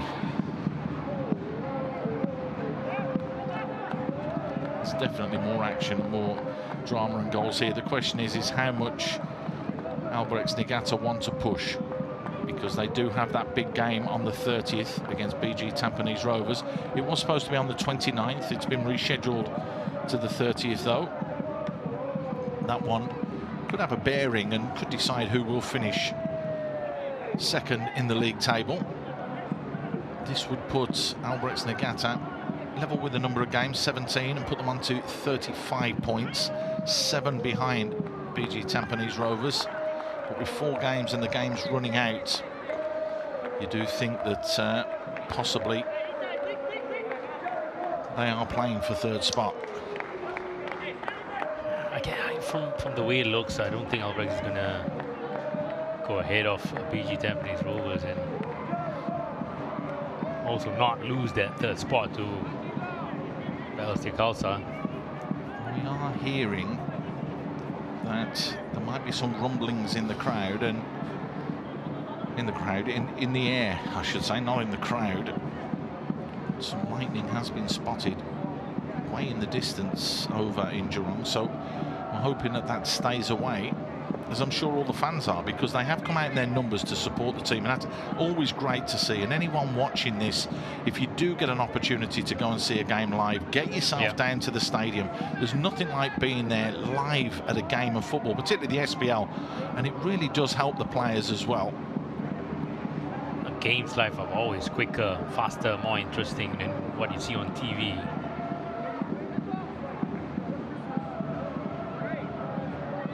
Phil looks as though he could be struggling a little bit there. Maybe just carrying a knock as well. Easily won back in the end. Yeah, the referee's blown the whistle, so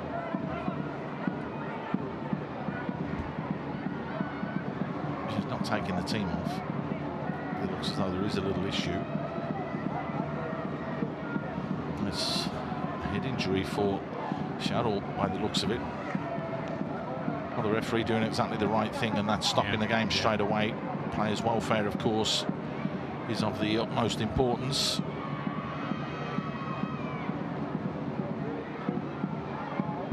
Didn't really see anything there. Yeah. Didn't see much there as well. Maybe it was a knock that he had a little bit earlier. Sometimes they do hit you a little bit later. But now, of course, you can have concussion substitutes as well. And I mean, you go back to when I played, there are times I not remember playing certain segments of games. This is true, Kelly. You know, I mean, we'd get the old magic sponge on the back of the net. You get the smelling salts, and you know, you'd probably be dazed for a little while. Then get back out there. You've got to play. Now, with the game, and I think it's the pace of the game that has changed and meant that the rules have had to evolve as well. And that's why the players do need to be looked after and make sure that they're all okay. Unfortunately, there it looks as though Cheryl's going to be okay.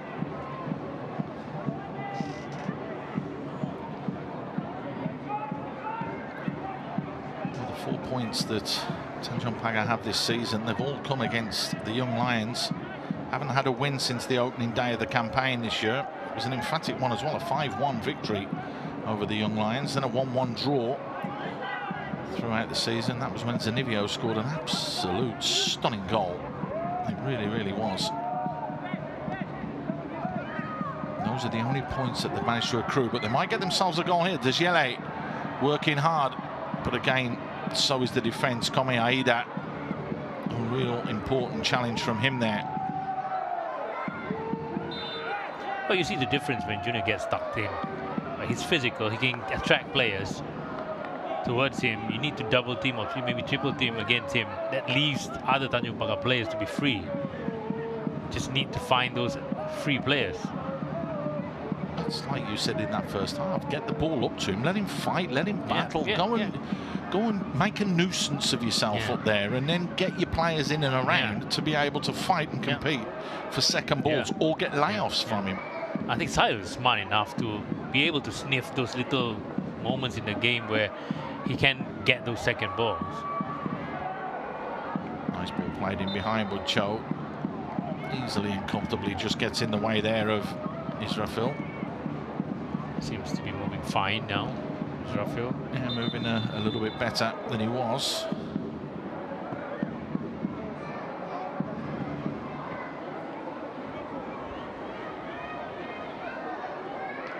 Just upper body strength there. Cho and Su, the ever-present for Albirex going across, but he's gone to ground now, hasn't he, Israfil? So that might be the last we see of him. Is it? No. No, that's Lee. Is that Lee? Lee Wu-chan? Lee Chan-woo? Hitting the back of his knee. Lee Chan-woo has gone down. Was just touching that a couple of minutes ago as well.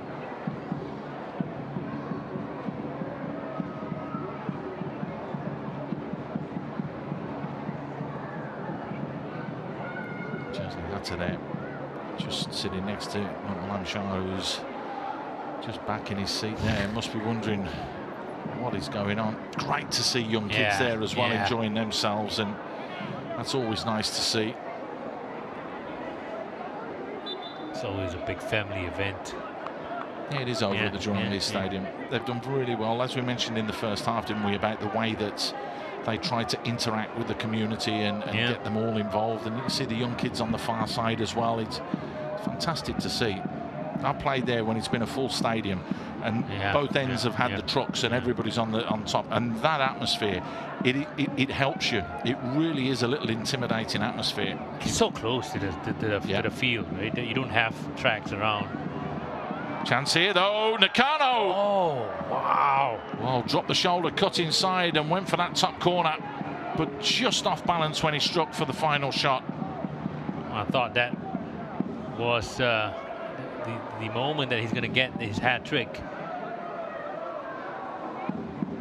You see the fans there just disappointed.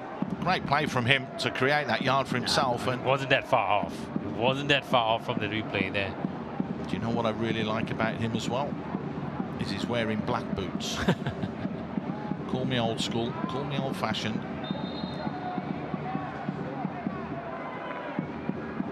Oh, how about his shin pads? Well, we'll get on to those later, but the black boots are it's a start for me. Old traditionalist at heart, really. Battle going on there. Yep. Gonna have a change for Tanjong Pagar United in a moment. So Salami looks as though he's going to be coming out. And he's going to be Fatullah, left out of the starting lineup today. 24-year-old that will come on.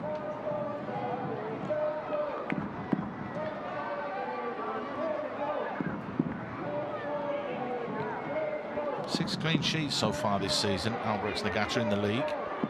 And you can see the consistency there with them. Here is Bang Hong-ju. Nakano. The layout from him was a little askew, but the long-range effort coming in from Hazik Kamarudin gets deflected. A corner. Every time they go from midfield to attack, it's always another click of the gear. Everything moves a little bit faster off the ball, and the player is on the ball as well, which is quite troubling for Tanjong Pagar to really manage. So Kamarudin hasn't done bad this season, and he's forcing his way and playing as many games as he can here at Albirex. He's still only 23, 24 years old, so really does a nice little job down that right-hand side for them.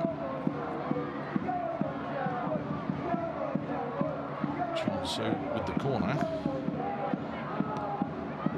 Nice ball floated in, and it looked as though it was going to be a deft cushion little header, but offside was the big man from the back. It looked like it was Omaida that had drifted into that far post area. We will have that change now, so Fatullah will come on. Signed from the Young Lions, of course, in his second stint at the club. Had a spell over in Korea as well, didn't he, with Incheon United and Suwon Samsung Blue Wings. That was back in 22-23. Slightly offside. Marginal, but enough. They're always going for the far post now. Still the same.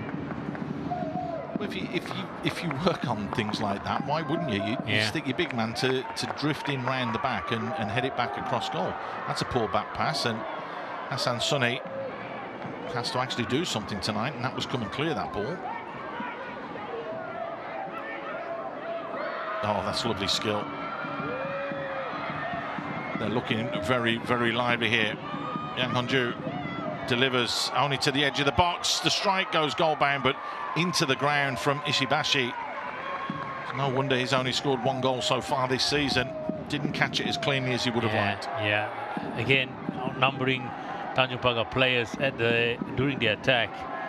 Just didn't manage to really hit the ball at exactly where he wanted it to be.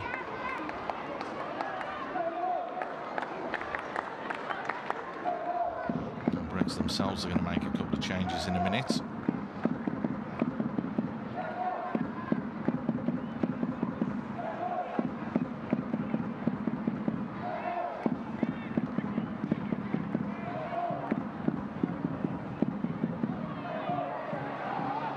Here they come though. And Ju just trod on the ball, didn't he? Did everything right. Worked hard to get the ball off Fatullah. Just slight misstep.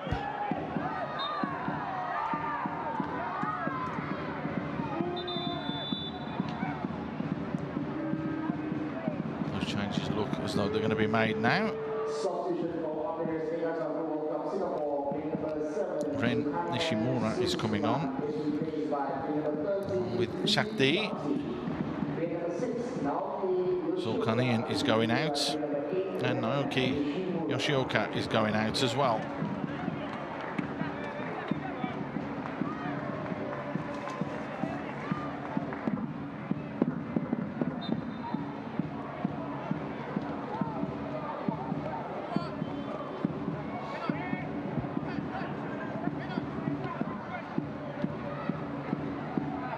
Shakti going to the left-hand side. Yeah, no surprise there. Straight and direct placement. Pulls it back. Nakano thought about the acrobatics. Goes with the layoff instead. Shakti's gone from an offside position, has he? No, flag stays down. Dinks it into that far post. Nakano. Strong header from Lim Lee Kwan, and now the flag finally goes up. Well, you take away the offside. He played a decent ball in as well for Nakano. He's chipping the ball across to the 6-yard line. And Kim Lee Kwan not so happy with the official at the far end.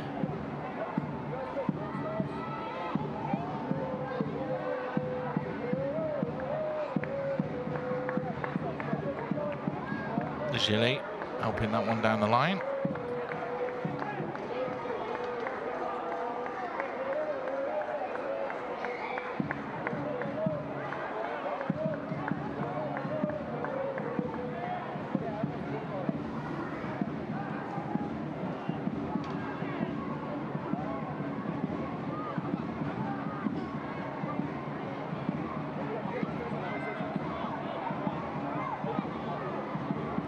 With the throw in straight down the line, just keeping it simple. Given away though, so Tanjong Pagar United look to try and build.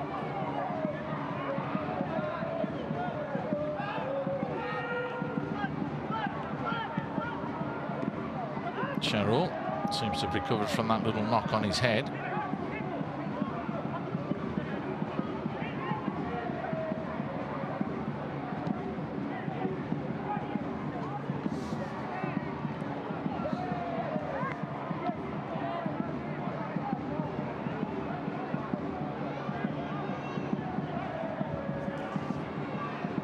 He has been performing, of course, for Albirex Niigata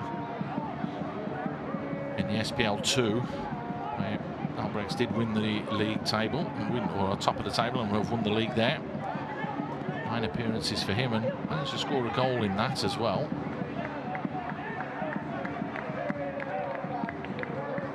Been promoted up into the first team. Decent ball in. Degele just couldn't bring it down the way that he would have liked.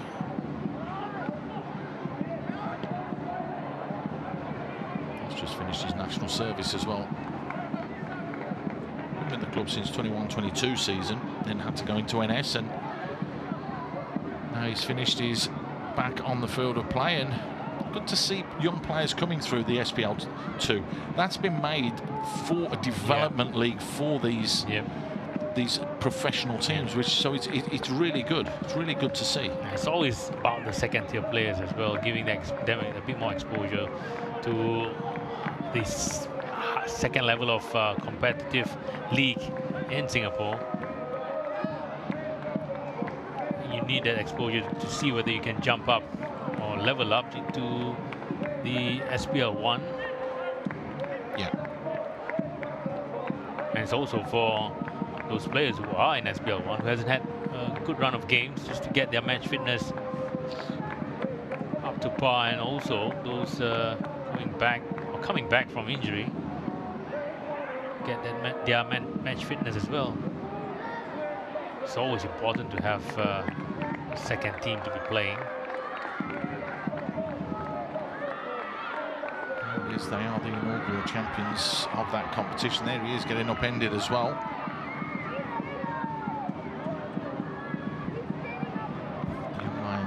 B-side, because though they could finish in second place, but it depends on BG Tampines Rovers. This is the SPL2, of course. If they win their last 2 games, they will finish in second. And City Sailors way down the table in 6th, so very much the focus on the first team there. I don't think any players in the first team is being brought down to play, or maybe not a lot in those matches. But I've seen Albirex SPL2 teams. It's a lot of players from the SPL1 who are playing in SPL2. That could be part of the major difference in quality as well. Yeah, it could be. Yeah. Well, it'd actually be nice to play in both, and then you're playing. You're playing a 40-game season then. No, that's what football's about, is the longevity over a season.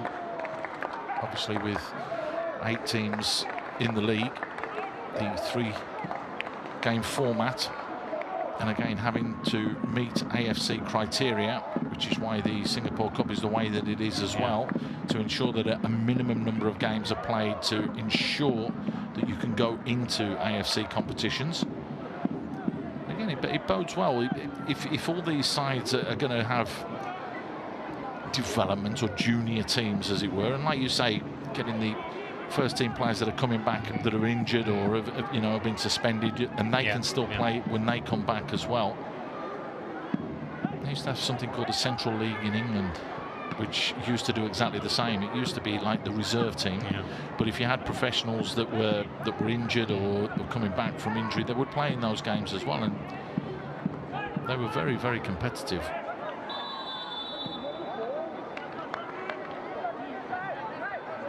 Oh, the second half has been quite slow and not as competitive as the first. Well, Albirex just happy to sit back, not going forward, and maybe, again, you have to think about what they want to achieve as well midweek. They have a pretty important game coming up. They don't need to be chasing the balls, put in the extra yard if they don't have to, because they are still in the lead, and it's quite a comfortable lead as well. But then you turn around, you have a look at what happened yesterday with BG Tampines. It was brilliant. he made those changes in around the 70th, 75th minute, and all the subs that come on started scoring all the goals. So they're chomping at the bit, and it just elevates the game a little bit, because you want to just say to the manager, hey, you know, I'm here, pick me for these big games as well. As you said earlier on at the start of the game, players are still playing for their contracts next season. Right? There's different contacts from the European leagues. They have 3-4 years in their contract. For Singapore Premier League, most are just on 1 year. Well, 17-year-old Jaden Heng is going to get himself on the field of play, as is Takumi Yokohata. Another 2 changes being made. It is going to be Ishibashi that will go out, along with Azik Kamarudin. It's going to be interesting to see how the youngster looks.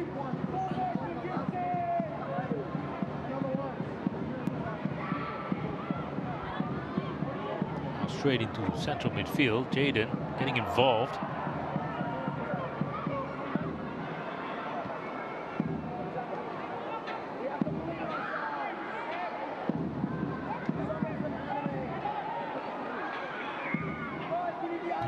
Around, neither is Ren Nishimura in the middle there. Sakti, he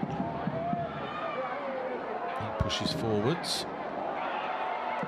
Chance here. Oh wow, lovely bit of footwork, but he's hit the woodwork. Sakti almost getting his first goal in the SPL. In the first team, of course, has scored in SPL 2. Abdul Razak back inside. Yang Honju. Again, just too tight and too intricate, trying to force their way in. But that was great play from Shakti down the left. Yeah, good play as well. Through ball. I thought he wanted to take it first time, looking at how he shaped his body up. But he decided to just trick the goalkeeper, trying to bid him on the outside. Lucky for him, hit the post. Tricked the goalkeeper. I like that one.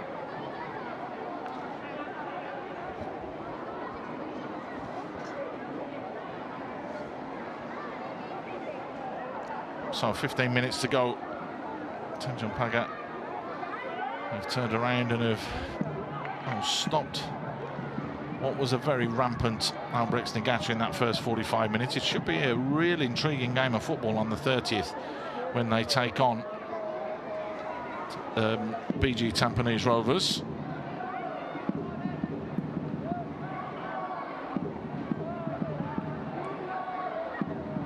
I think if PG Tampines loses that game, it's pretty much game over for the league. Yeah, it is 54. It will come down to 51 points, which means if the Lion City Sailors win tomorrow, they would only need a point from their remaining 3 games.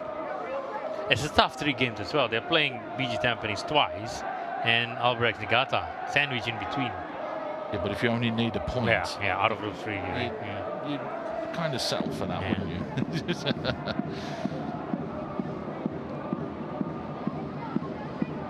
The run-ins are going to be very, very important. But again, you have to turn around and say they haven't played as many games as they would have liked. The Lion City Sailors getting knocked out of the Asian Champions League 2, having got to the final the season before, and also the Shopee Cup as well. They've been poor in the Shopee Cup. They didn't do very well in that either. I don't know whether priority was the Champions League 2, but they didn't get out of the group. I think it was tough for them as well. I think they had like 13, 14 players available for maybe 2 or 3 match days for Shopee Cup. 2 goalkeepers were on the bench in one of those games. You shove the kids in. You've got to give them the opportunity. You've got to fill your quota, haven't you? That's what Albirex are doing here, giving the opportunities to the younger players. And there he is, Shakti back there putting the challenge in. He's only 22. We mentioned Jaden Heng as well, only 17. Played 18 games in SPL 2. Has had 107 minutes for Albirex in the first team. So, you know, that's not bad for a 17-year-old. Played all 3 games in the Singapore Cup as well. So, you know, they're They're blooding the youngsters the right way, I think it's fair to say. So I said it's going to be really intriguing and interesting to see how it turns around and how they move forwards once they become FC Jurong next season. But I don't think operationally they're going to change much. No. It's just a change of brand and change No, but of name. can they keep all the players? That's the big issue. Because if they are building and they've got these younger players coming in that are putting themselves in the shop window as well, and you know, sign me for another year, why not? You know. Yeah, I think looking at the prospect, I mean, the club has shown that they are blooding in youngsters, and if I were them, those young ones, I would think that I may have a chance of getting a starting position or at least some minutes under my belt. If I go to, let's say, Lions Sea Sailors or BG Tampines. Do you want to play or do you want to sit there? Yeah. Decent ball whipped in. Solid defending though. Gillet tried the shot on the turn from a good 25 yards out. Doesn't win the free kick, but it's Rang Hyung-ju that comes away with the ball. Has to just check back inside. Has the time, has the space, and has Takumi Yokohata out wide.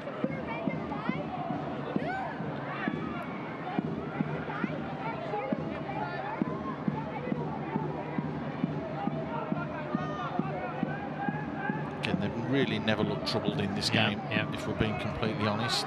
I think that's the game plan as well. First half, kill the game, make sure we wrap it up as much as we can, score as many goals. And second half, it's just being more controlled.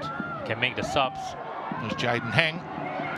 Unselfishly just tried to play that through for Shingo Nakano, who's still on the hat-trick. I'm still looking for it. Just waiting for the time to play that ball in. It's a lovely little touch. Yeah.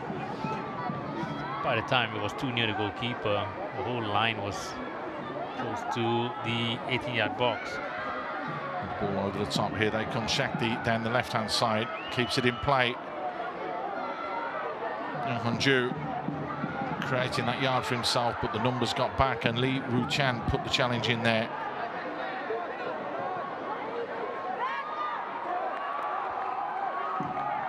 Good work and good play from Fabio Cannavaro. No, you're not going to get away with that one. Yokohata far too experienced for that. Yeah, always outnumbered as well. 3 orange against 1 of him. Again, testament to the desire and the level of hard work that Albirex players are putting in.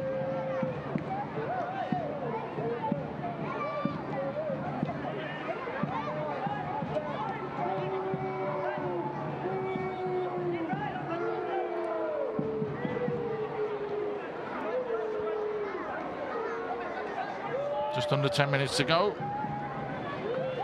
Well, 12 attempts for Albirex Niigata, 7 on target. Tanjong still yet to find anything to trouble Hassan Sani. On the target, that's the issue. He did have that one time that he had to run out and kick the ball away. Yeah, that's it. That's it. He hasn't really had too much to do, if we're being completely honest. And Nishimura just playing with Jaden Heng.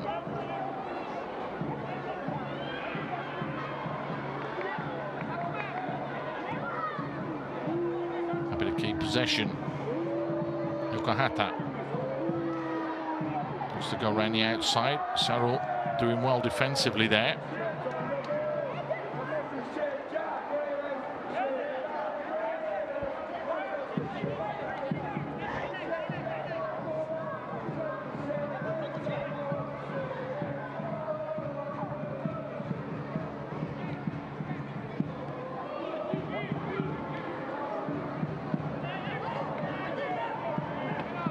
Throwing the ball around and making sure that ball is still in motion, but no real threat going forward. Yeah, they're just keeping it. They're just trying to probe for that opening. Another change. Anarchy is coming on. That one will be for Tanjong Pagar United. Razak is going off for Albirex. Dennis Kayam is coming on for him. Again, like for like change for Albirex Niigata. Straight away in action here, Danish Koyu. As a Makbar goes off for Anarchy Izmit right at the end of this one as well. Launch forwards and long, headed straight up in the air. Yokohata nods it back down. Nakano lays it off. Here is Danish Kayam. Trying to create the opportunity for himself. Probably give and go. The arm went up there from Kim Lee Kwan, but not enough for the referee. Had a glance and then just said play on, as it was Jaden Heng that tried to get in behind. Well, had two players running behind here, Nakano and Jaden. I think Nakano could have reached out for that control for himself.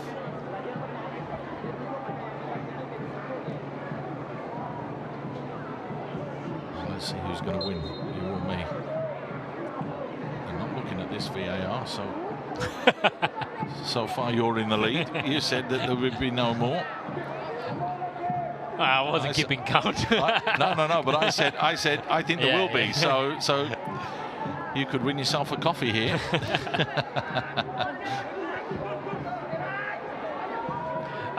We haven't had enough chances or any action up in the attacking third in the second half to even warrant a VAR check. Yokohata trying to make sure that that changes. Jaden Heng again looking for a little give and go, but they do keep the ball well. Nishimura. Joe and Su fires it out wide. Sakti, who should have scored, hit the post instead, flicked away. Jaden again goes to ground. Is he giving the handball? Yeah, I think he's giving the handball.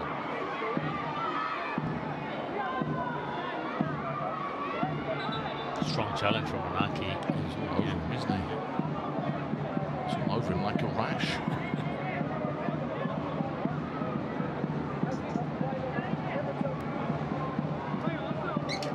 5 minutes to go.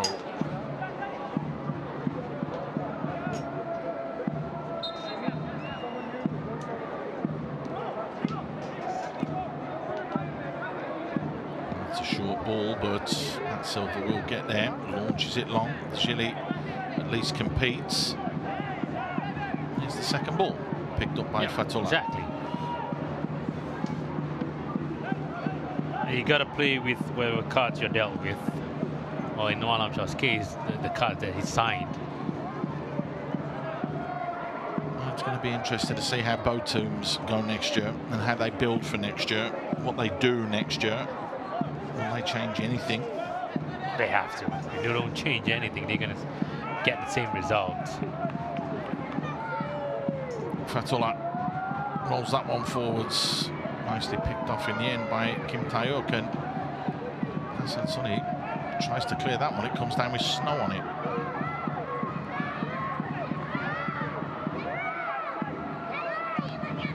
Lovely touch there. Shingo Nakano with the layoff. He'll be absolutely gutted if he doesn't get his hat-trick. Had 2 in the first 10 minutes and could have had a third, but was disallowed. Here he is again. Keeps it simple.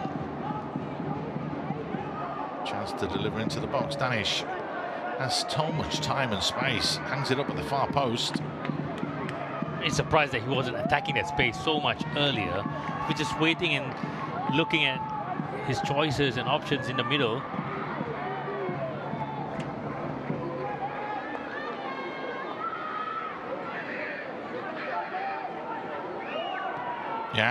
Yang.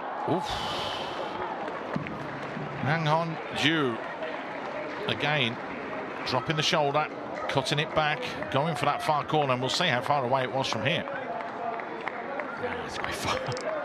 Right, but there wasn't enough bent on it. Yeah.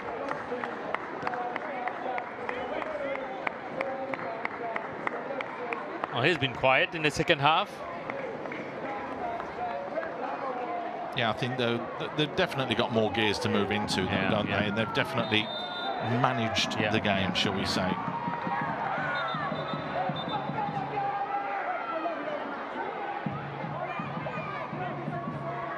Well, all the substitutes have been used now, so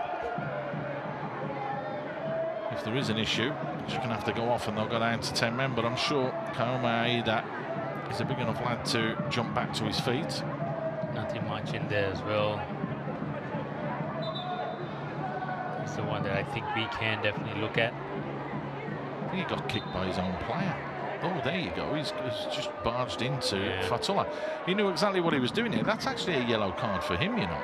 That should have been a yellow card for Kaomi Aida. You watch the reaction, the way that he's looked at the player and then stepped across him and stepped into him. Fatullah just bounced off Fatullah. It's twice the size of Fatullah.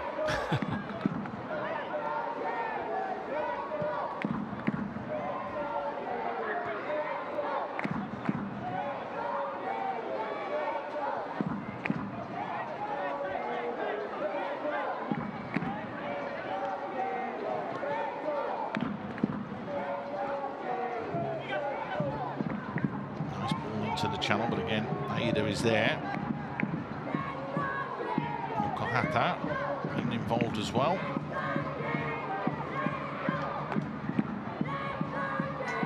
Well, I reckon we shouldn't be getting a lot of minutes added after for the second half.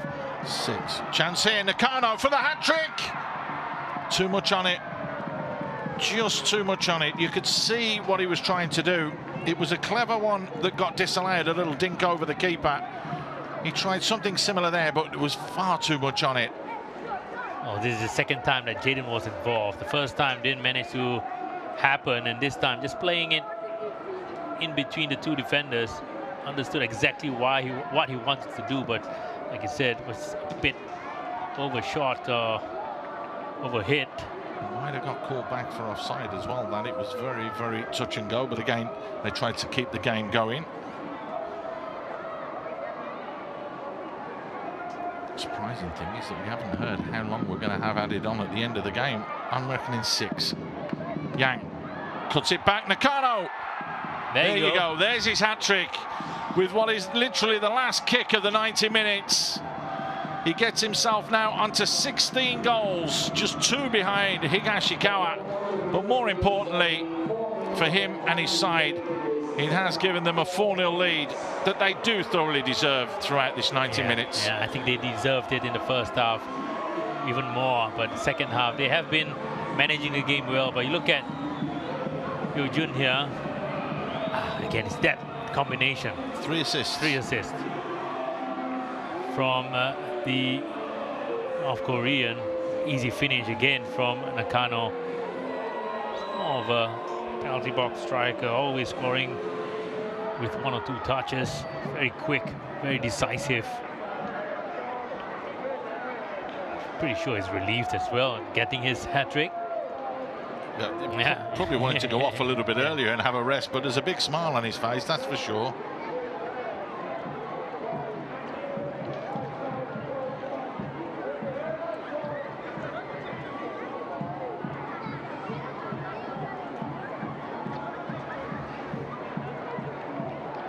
Just checking it, so I win the coffee. They're just checking for a possible handball by Yang in that challenge.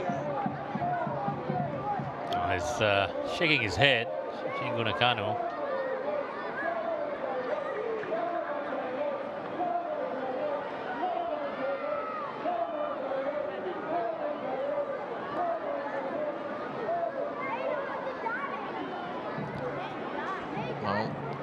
They should really get on with it, shouldn't they? Because it certainly looks this way.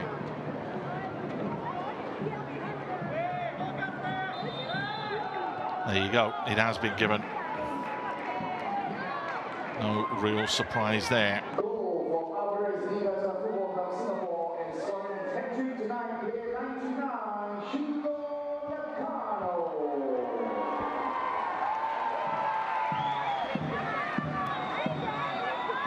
Big switch. Cheryl looking to push forwards. Still waiting to see how long has been added on. Well, with the stoppages, as you said, it could be 6. Might be Maybe 7 now. Yeah.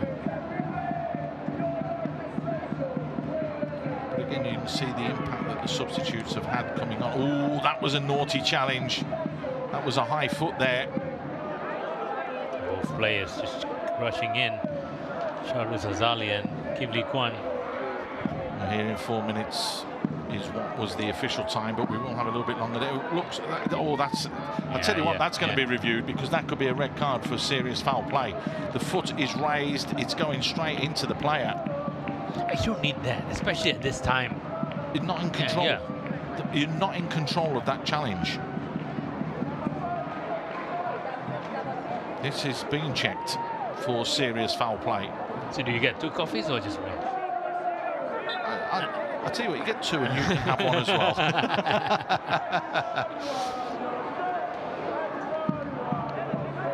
That was a naughty little challenge, you know. And I think they've checked this and they've checked it. Obviously not as bad as what everybody thought. When your foot is raised like that and you're going in. Well, I mean,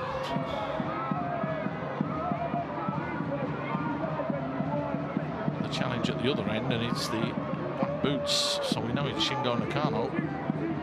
just ran into the back of Kim Lee Kwan. Oh, he stood his ground, Kim Lee Kwan. Be pretty disappointed with his performance, especially with the goal that he conceded. Yeah, that of course was early on, wasn't it? The second goal that was scored in the 10th minute, where he just allowed Shingo to outfox him, really. But again, when you're a defender, you have to be open. You need to know where the man is and where the ball is. Yeah. You don't get caught square, because then the attacker can go behind you. That's exactly what happened. Could be another one here right at the end. Yang with the ball in, headed away from De Gele. The volley straight in to Lee Woo Chan. Sekti, it's a decent ball in, just flipped away though by Kim Lee Kwan.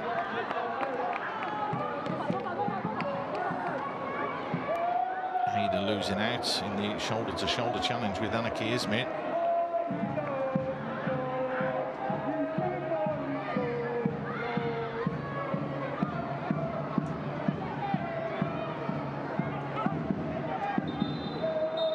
There is the full-time whistle.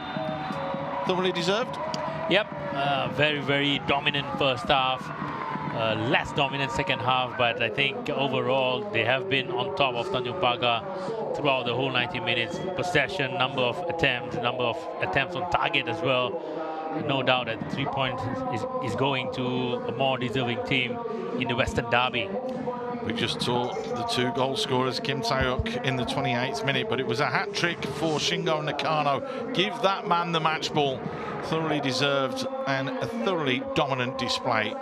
Controlled and managed, it's fair to say, in the second 45, which is sometimes what you need to do, particularly as they have that big game against BG Tampines Rovers on the 30th in just a few days' time. Tanjong Pagar, well, they've got to go back and lick their wounds. It's Hougang United and Balestier up next for them.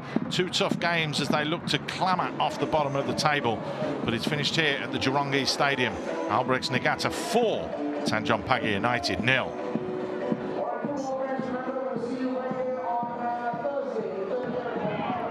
It started so well for them. They had that goal disallowed, but then they scored just a few moments later, didn't they? Rang Hongju again, a hat-trick of assists tonight for him, but no mistaking from Nakano. Really simple finish from Nakano. First of 3 tonight for him, and first of 3 assists from his teammate as well. Really easy, ball over the top, 1v1, play the ball into the 6 yard. There you go. Striker just tapping it in. Nice and easy. He did score just a few minutes later as well.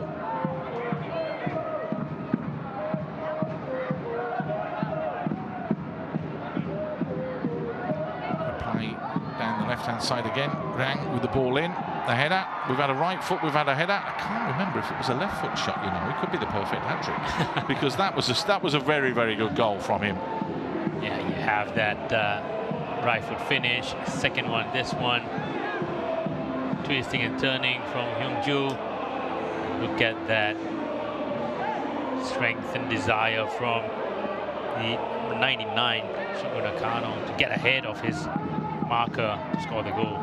And again, no markers available here. When you see the replay, watch all the black and white shirts. They're all facing this side, and it just allowed Kim Tae-hyuk to drift in round the back and score his second of the season. Again, nobody was marking any space behind.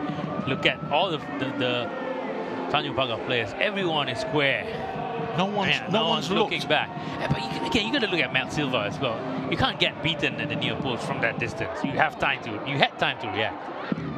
This young man came on, 22-year-old Sakti, who made an impact and nearly got himself his first debut goal in the SPL 1, as it were. Rounded the keeper extremely well, but just off the woodwork. Yeah, really unlucky for him, Sakti here. Again, I thought that he was going to go for it first time.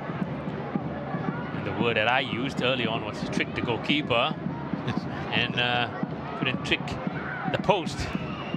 That was in the 70th minute, so the game was just being managed, so we're saying. Then it came alive, and it always comes alive with Yang Hong-ju dropping the shoulder, trying to bend it into that far post. Not a million miles away, but we've seen him go closer.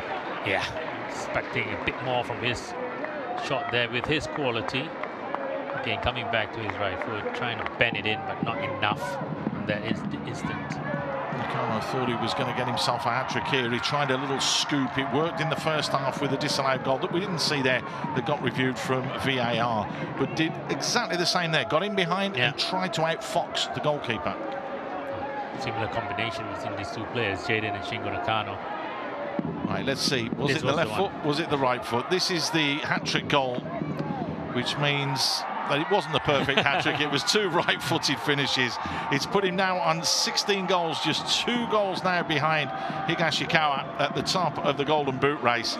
But he thoroughly deserved his hat-trick tonight. Yeah, he worked hard, really hard, got himself in good positions, and when the opportunity presented, managed to take it really well this time around, just placing it into an open goal. Sometimes simplicity is genius. 57% possession. They did allow Tanjong Pagar to have a little bit more ball in the second half, but not one shot or one attempt in the second half from Tanjong Pagar United will really annoy Noor Alam Shah. But 15 from Albirex Niigata tells you that the dominance that they did have, but no corners from Tanjong Pagar United. I'd be interested to know when the last time a team didn't have any corners in a game was in the SPL. Wow, that is a stat. Well, what's that done for the league standing? 7 points then separate Albirex Niigata and BG Tampines Rovers. So they know that 3 points when they face off later this week will put them within touching distance and possibly finish in second. It's all for the Lion City Sailors to throw away. They need the magic number of 54 points at the moment, but they've got a game tomorrow that they will hope will do them well. Tanjong Pagar stay rooted to the bottom of the table, still 4 points behind the Young Lions. A little debrief, a little come down, and a little turn around as we see now. 13 goals so far from 2 games this week. Well, I just wonder if that's good enough. We should really have had more. We should have done. But I tell you what, it's not a bad league when you're getting these goals. So, BG Tampines Rovers hammering the Young Lions 8-1. Albirex beating Tanjong Pagar United 4-0. The Lion City Sailors, they take to the field from our Tampines hub tomorrow against Geylang, and rounding off match week 18 will be Balestier against Hougang. But don't forget, on the 30th, it is BG Tampines Rovers that will take on Albirex Niigata. So the perfect night then, 4 goals, finished with aplomb, and a hat-trick for Shingo Nakano, and it's finished from the Jurong Stadium. Albirex Niigata 4, Tanjong Pagar United 0.